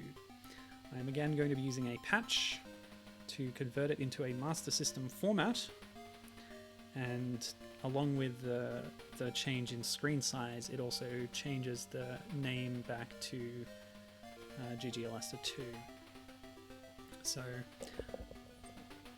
it's something about the emulator. If you it's a single ROM, but like you can set the region.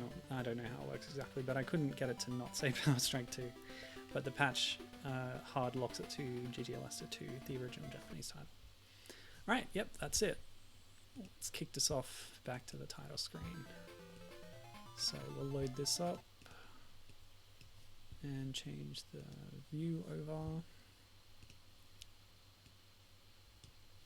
Do a quick run through now of GG Aleste 2. Gibbon says, I think I'd be more motivated to go down different routes in the originals if they had new endings. Fresh having actual story is nice. Yeah, that's something I really am looking forward to about Fresh. The free exploration, but also story, characters, a world to go with it. So yeah, but for now, GG Aleste 2, Lancebird is the subtitle, which is also the name of the ship that we're flying here. From the information I have, we've changed protagonists. We're not Eleanor Waizen anymore. We are playing as her cousin, Alice Pfeiffer Waizen, with blue hair, and I always love blue hair on a character. That's something... Okay, so waiting on that screen just resets it again.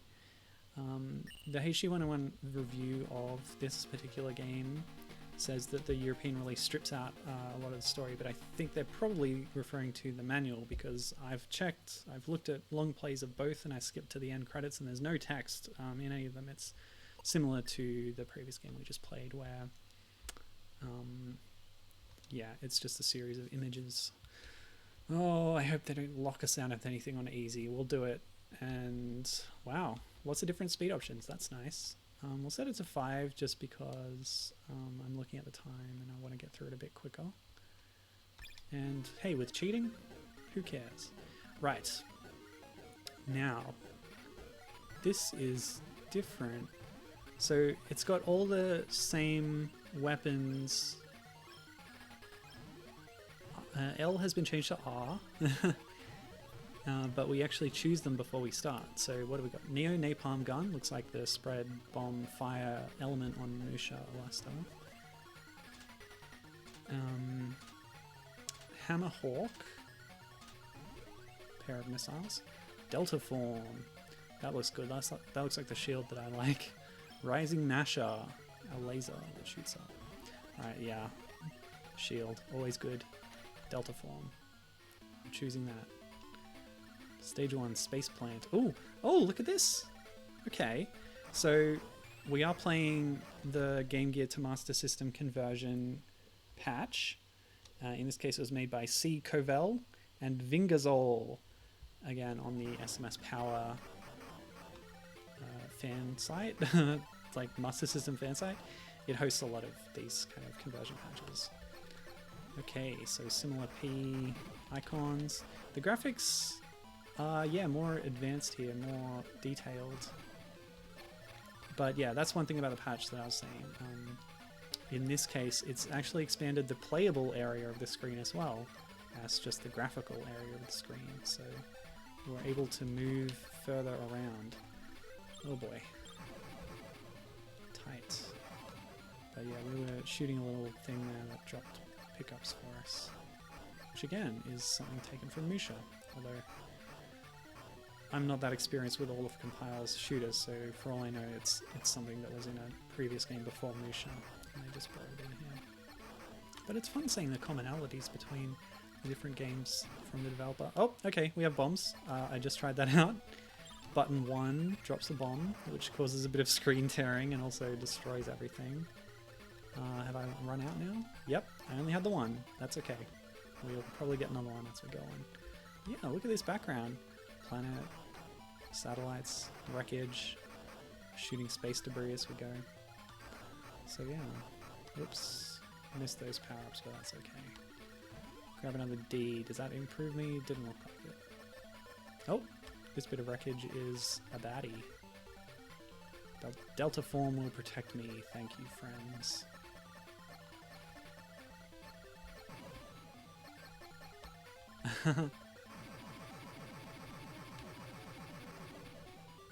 Given says that, oh goodness, having a hard time keeping track of what's going on the screen. Yeah, that was pretty busy in the first stage there, wasn't it? I think that's a key difference from this, from the first GG Aleste to this one, is that they loaded up with more stuff happening. And whether that's positive or not is up to you. It's up to the player. That's a very Musha style mech character. Gosh, this D is really helping me out. Protecting me very heavily. Very good. Another P. Okay, I think my Delta form is at max power now.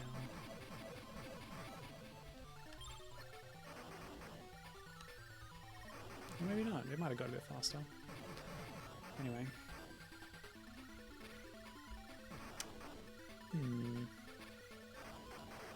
Whoa. Oh no. I do not want the M, please. Thank you. I was just thinking, because they have that new character in GG Aleste 3 who is called Luna Waizen, but I don't know how she's related to previous characters in the Waizen family. And by the way, Eleanor Waizen is established as the daughter of the protagonist of the very first Aleste game, who is Ray Waizen.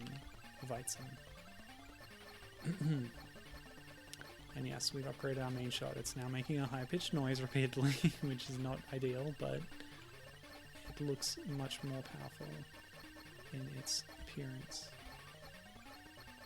Now that's a nice creepy boss design, by the way. I like it. Oop. Yeah. Round 1 down.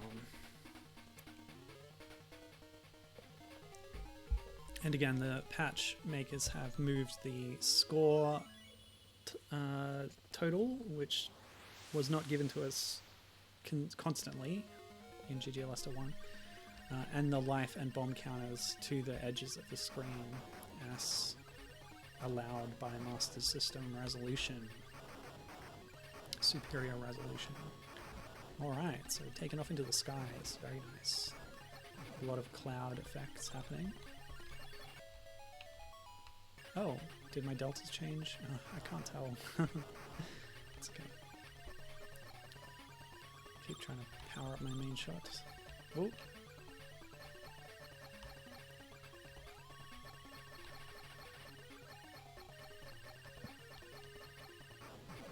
Boom. Cool, cool, cool.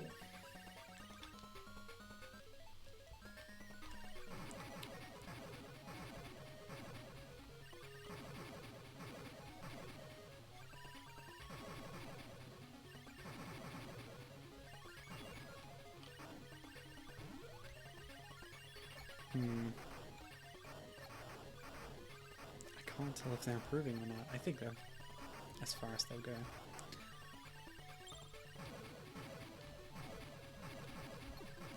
So I got so excited to do this bonus stream. Now I don't know what I'm going to do on Wednesday. Maybe some more shooters. In my research I found a lot of different ones that I want to try out.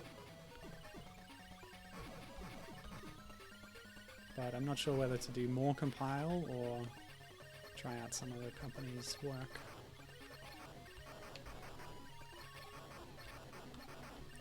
That is a nice little detailed mech for this resolution of an 8-bit system. Very impressed with the graphics in this particular one.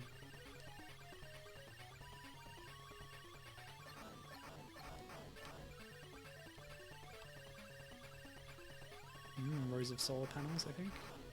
Maybe walls.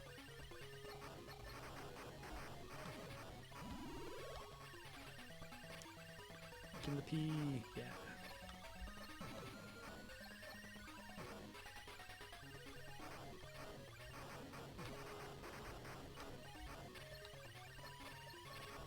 Ooh. Am I supposed to kill those enemies?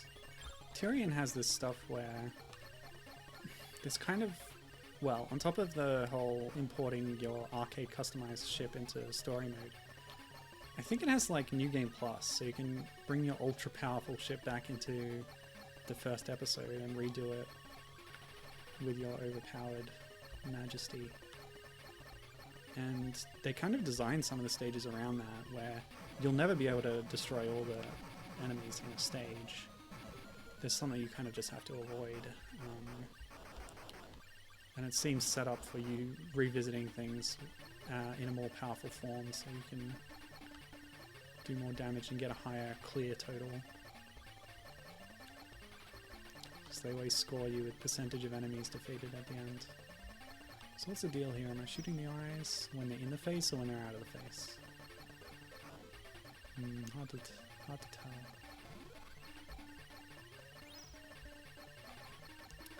This delta form is not to be underestimated. It's so useful in destroying enemy shots. Keeping me alive.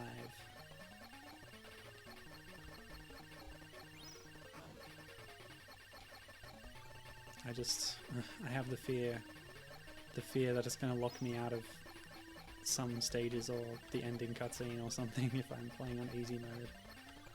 Because Gun-Nac did it, and I always resent that kind of mechanic in a game. I can't tell. There's no visual feedback that I can see. Is there a little bit of flicker? And the oral feedback is drowned out, if any, by just the constant shooting of my own gun. Oh, okay, that's one eyeball down, so whatever I'm doing, it's working.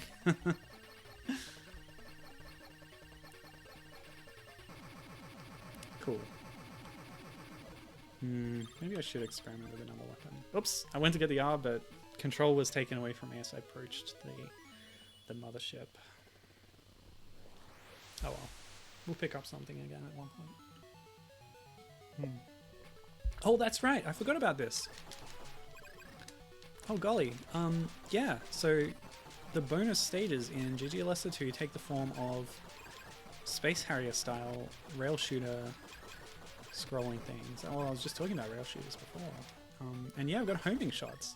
You actually see the little cursor lock on and then boom. So again, this is impressive for an 8-bit system. It doesn't have flight simulator controls, so up is move cursor up, and down is down. So that's confusing me because that's not what I'm used to. But yeah, nice stuff. Look at this. How impressive is this? They always struggled with porting Space Harrier to less powerful systems than what it started on in a 16-bit-ish arcade board, but yeah.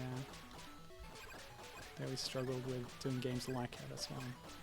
I would have played Attack Animal Gakuen on the Famicom last 2 years ago, maybe. Which was, you know, fine.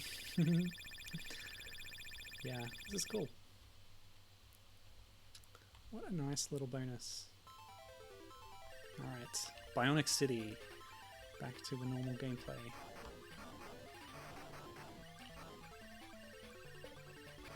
Oh, what was it? Panzer Dragoon Mini on the Game Gear. I played that as well on stream before, and that's attempting to replicate the Panzer Dragoon format of that kind of rail shooter on this kind of system. And yeah, it didn't work super well, but I guess it was an admirable effort. Now, I'm on the lookout for a different power-up. I'm going to change my secondary here. Oh, N? I didn't like N though. See, it's the spread bomb thing. Yeah, I'll do it for now. See what the level 3 or, you know, maxed out versions of each of these look like. It's always fun to see. More creepy faces opening up to shoot bombs at me. Classic. Right. Watch out for more pickups.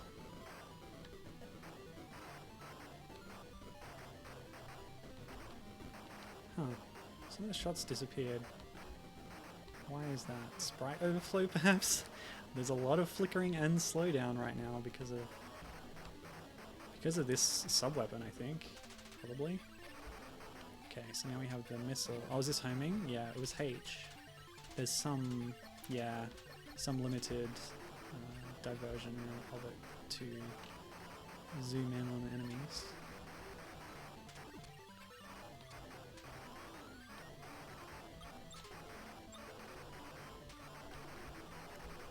Oh, yikes. So we're able to destroy some of this enemy's shots with our own, but the sheer amount of them filling up the screen is really slowing down gameplay. But also, we couldn't really shoot fast enough to get through its spamming to damage it. I'm not sure how many times I've been hit and what effect that's having. It's hard to tell. Let's get our D back. Oops! Yep, that's us down. So what prompted that? And I've lost a level of main shot there, so I don't want that. I'll sneakily rewind. Okay.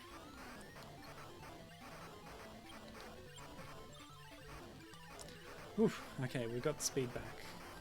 Got proper frame rate.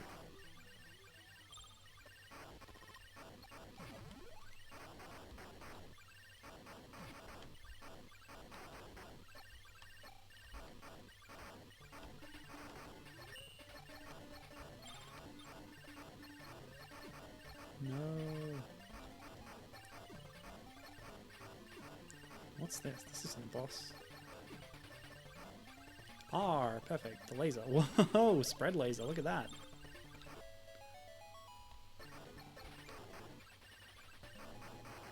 Causing a bit of sprite. Oh! Problems. I wanted to stop shooting for a minute so I could get a better look at the boss without it flickering, but not much difference. So it has a tail on a... It has a blade on a tail made of segmented spheres. Classic, classic. Yeah, I don't know about this laser thing. There we go, down. Nice.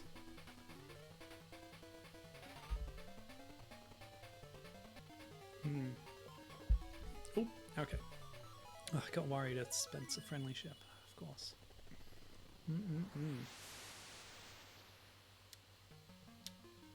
Oh, I can't wait to play Umihara Kawase again.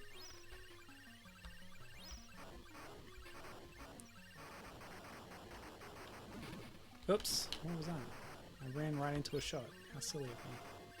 I got too complacent by having a delta for all that time, shielding me. Oh, I don't want N. What was the other one? W? Is there a W in this game?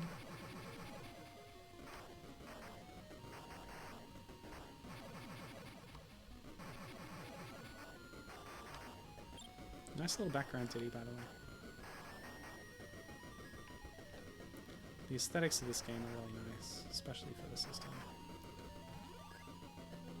I've said it already. I'll say it again.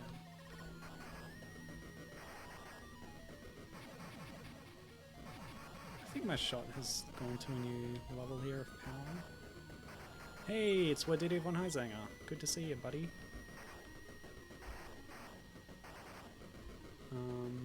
He's asking, what makes Aleste stand out among other space shmups?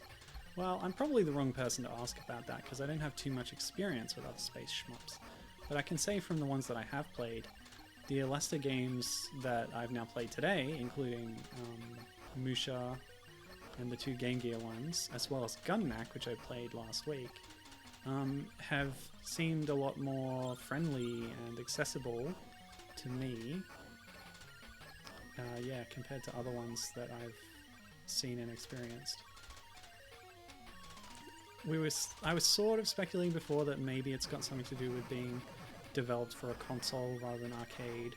They often have selectable difficulty levels, so I'm playing this on easy right now, and it's pretty friendly as far as I'm concerned. Yeah, D, give me the delta back, I need it. I need it to shield me from the shots, very helpful. So yeah, that's a good thing. It's not, I guess it's not universal. Gibbon was saying that when R-Type moved to the console, it didn't necessarily get easier, but I think since Compile was never having to design for arcade experiences, they maybe weren't focusing as much on making it completely brutal. They're more focused on experimenting with different weapon types, maybe. It's still challenging for sure. That's the whole point of these games, right? But yeah, I think it's more accessible. Another thing that is a strength of Compile games that I've noticed is that they have characters and they have character. In this case, we're playing as Alice Pfeiffer Weizen, and Compile frequently has a heroine character as their protagonist, which I always appreciate, and I think it's really cool.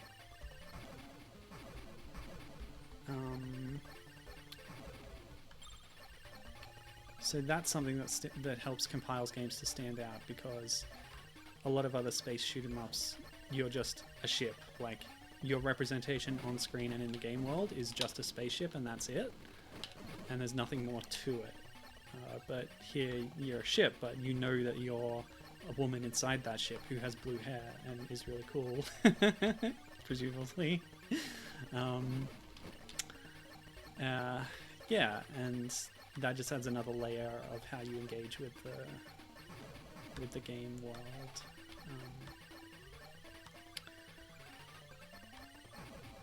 Yes. And yeah, speaking of like the theming and stuff, Musha, which I mentioned, has the whole ancient Japan mixed with robots and technology and stuff. That's really cool. But elements of that have bled into these other games. So we're getting mechs and ships and machines that have skulls on them in this game even. Or the previous game at least.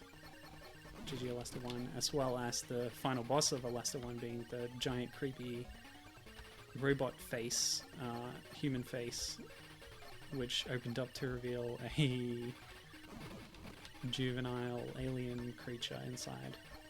So yeah, that kind of thing. A lot of space shoot-'em-ups do have creepy imagery for the bad guys. So I guess that's not exactly a unique standout point, but yeah, it's here and it's good. I'm sure there are some space shmups out there that are just super boring and nothing really to write home about in terms of their designs. So yep, that's my points. That's my arguments. Did that answer your question? How much experience do you have with shmups, Wadito? Oop. I don't recall seeing you talk about shmups too often in your blog, but I might be wrong. You've played shooters, but not necessarily shoot-'em-ups, I guess, from my memory. Ooh. Here we go again.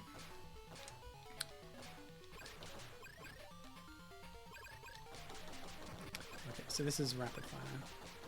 You can't just hold the button down. You lock onto targets and then you fire, and then your little missiles are going to go and hit them. Very cool stuff.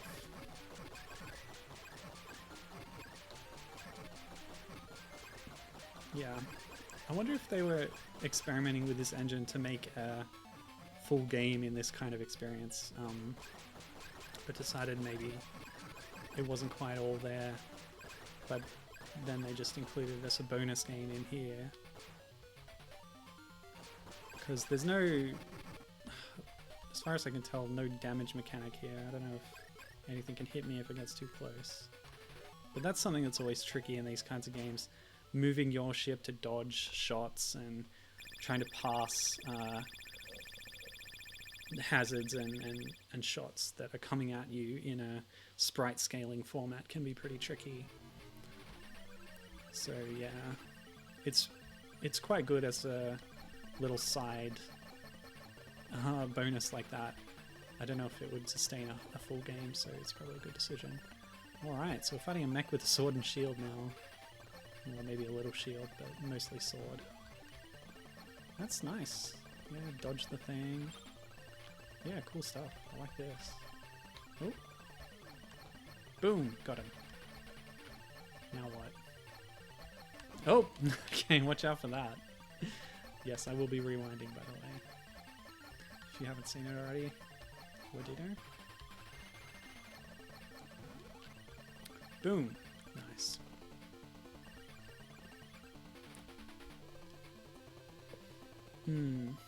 But since, Wadida, you've come here from the HD 101 community, because that's where I know you from, and that's where I've posted about the stream, and then I see you to click the link there, then I recommend going and reading the article series on HD 101 by Kurt about the Aleste series, because there's a lot of games in the chronology, and yeah. Is this the road? Is this the road mentioned in the title of this stage? I guess so. It's looking in pretty bad shape. If this is a road, then you're not going to be driving over those gaps. I guess it's a space road where you fly over it, but then why is it there? Who knows? It reminds me a little bit of... I don't want the R. Too flickery on screen. Yeah, this reminds me of a game I played sort of mid to late last year called Turbo Girl on... What was that on? Oh, it was the Amstrad CPC, that's right. That was the CPC special. I played Ubisoft's very early game Gabrielle, and Turbo Girl. We were riding a space motorbike down a space highway, and it was incredibly difficult. There was lots of tight platforming from top down, which is really awkward, as well as the shoot 'em up stuff. Gotta fend off all the enemies coming at you. But yeah, that took place on a space road, basically, that was falling apart, which is why I thought of it. But then you move down to a desert at the end. Yeah. Well, that was cool. Road exploded. Robot came out. Cool looking robot with fists on strings. This is interesting. It has many fists and many strings. Okay, cool. That's one down. Yeah, we don't need P's at this point. What? That hit me dead on and nothing happened. Maybe it took a level off my secondary weapon. Who knows? Alright, kill, kill, kill. Boom, boom, boom. Have I really seen all the secondary weapons at this point? And here we go. Oh, look at this. What a cool design. This enemy mech.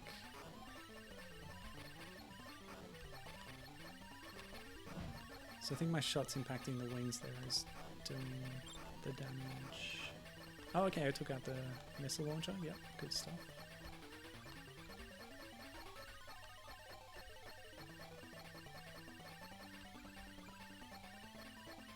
Yeah. Shoulder blown clean off.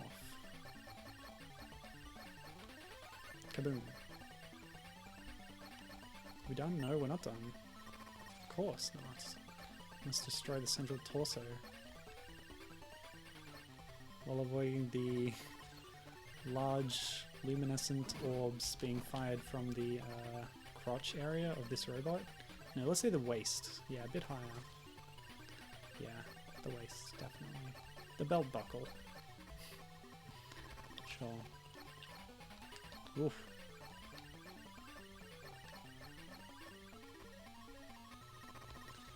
These bosses are really fond of this orb spam. Oh, gosh. Yeah, the little red and green colored balls. They love spitting out just scads of them. Scads and scads. Oh boy. No! The Delta Force can only do so much when the spam is this powerful. Oh! Sorry. Given said something interesting and I was reading it instead of focusing on avoiding the orbs. What he said was, if I can just glance my eyes over briefly.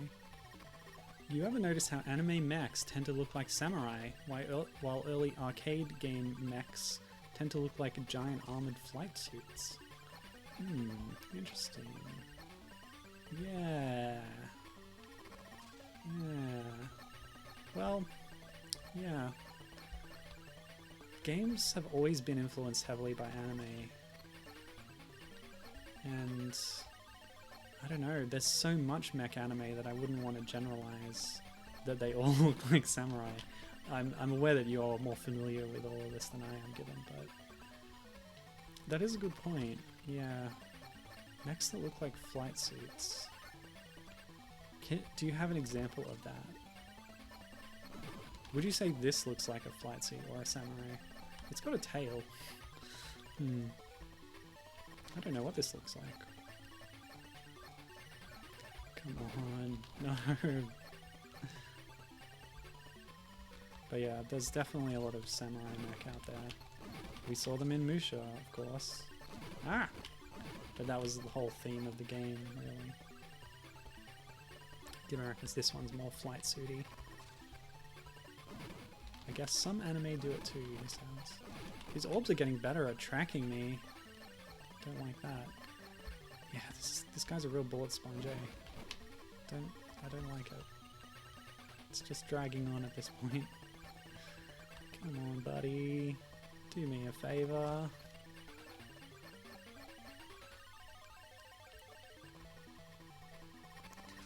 Tell you what though, this Master System conversion is amazing.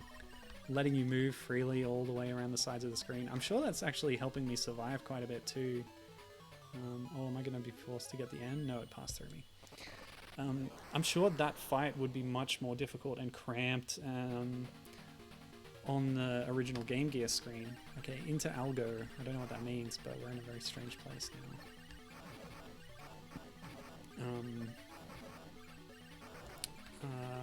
Yeah. Yeah, the fact that we had more room to move was probably helped us survive a lot in that battle. So I do recommend the Master System conversion for this game, which again you can get at smspower.org. I'll probably link that.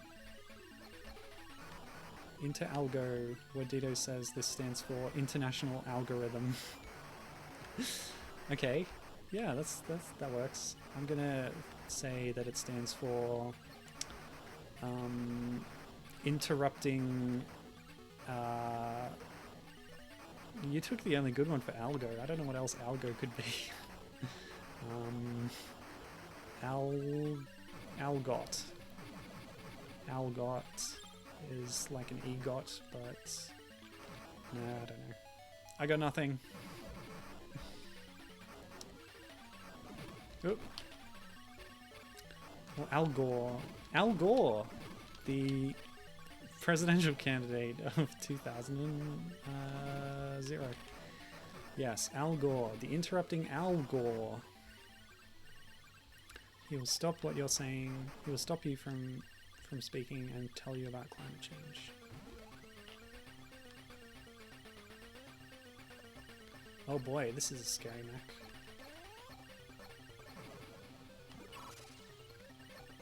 A lot of skulls happening here. This is a little bit warmer if you ask me. Interesting. Given says, whoopsie. Yeah. So he says, I guess it has more to do with the genre. Games and anime that are coming from the direction of fighter pilot story that happens to involve mecha instead of planes are more flight suit-ish. That's a really good point. That's well put. Yeah, you do definitely get that as a kind of theme. That influences it, yeah. That's good. And then, while stories that are more modern sci-fi tellings of Sengoku-style stories are more samurai-like. Yeah. So there you go. It's a bit of analysis. Oh boy. Okay, I think what we're doing here is maybe we want to try and focus on shooting the head, and the eyeballs on the side are like distractions. They can do some damage with their orbs, but my deltas are protecting me pretty well from the orbs, so I should try and focus more on the head and then avoid that whip and the multi-shot too. Okay, cool. So that's the whip attack, and then it swings to the side. Oh, what was that? Yeah, the deltas aren't perfect. They're not going to protect you from everything. Oh, screen flashing is actually kind of getting to me. Sorry if you have any photosensitivity, but this is not a good boss fight for epileptics. If that's a trigger for you. Yeesh. Not good. GG Aleste 2. Not good. Ah!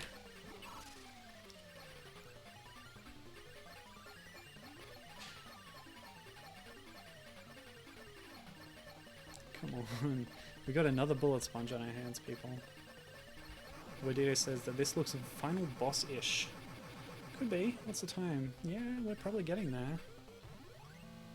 Oh no. Oh, okay. This looks final boss-ish. Yep. Scary flesh face inside a robotic compartment. That's par for the course for Compile as far as I've seen so far. But yeah, it's got a little buddy here that's flying around.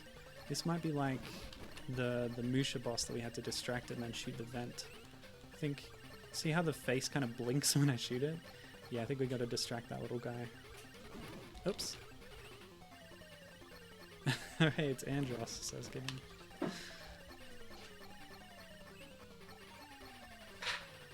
Yeah, good call. Oh. Oh, go away, P drone. I don't need you. You're getting in the way of my shots. Oh boy. Oh, this thing is rough. Hey, I can fly all the way up here. No, I can't.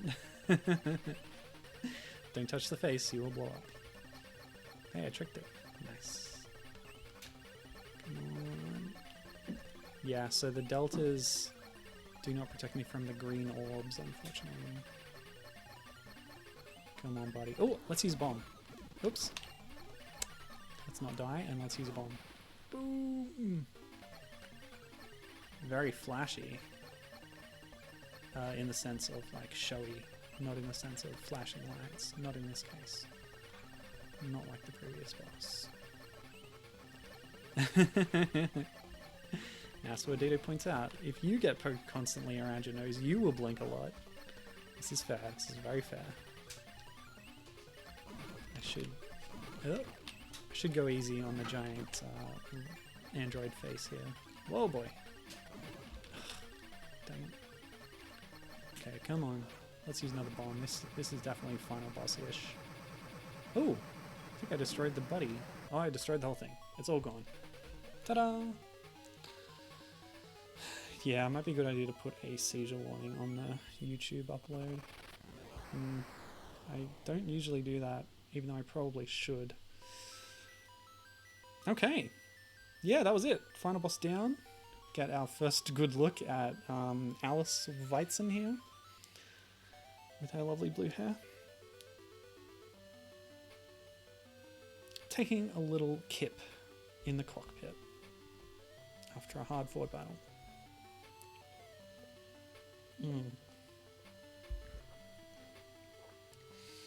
So yeah, I'll watch these credits and that'll be it for today. This has been fun. I really have enjoyed checking out more of the compile library, and yeah, you know what, let's continue it this coming Wednesday.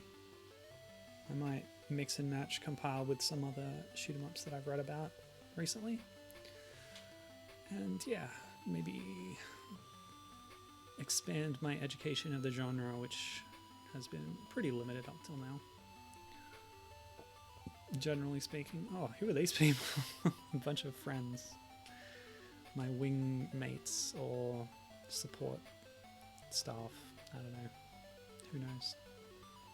People that we're meeting now for the first time. Maybe they're in the manual.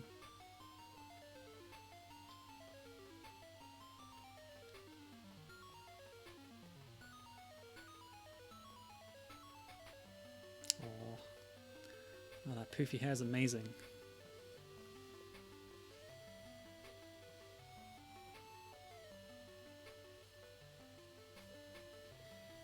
I'm gonna turn up the music.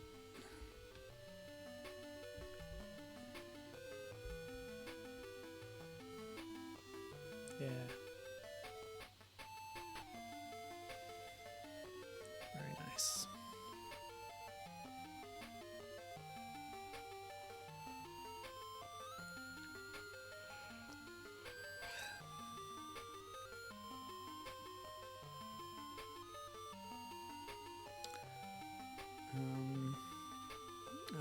Okay, one more plug for Hardcore Gaming 101. They've just updated their list of Aleste series articles with coverage of the new collection and the new game in that collection, GG Aleste 3. And you, thank you. And thank me. Thank you for watching. 93, Sega and Compile. Thanks, Compile. Yeah. Thank you for hanging out and watching me play games. And you! And yeah, I'll see you soon with more awesome games. More shooters coming up next. Stay tuned for that. And until then, have a good one. Goodbye.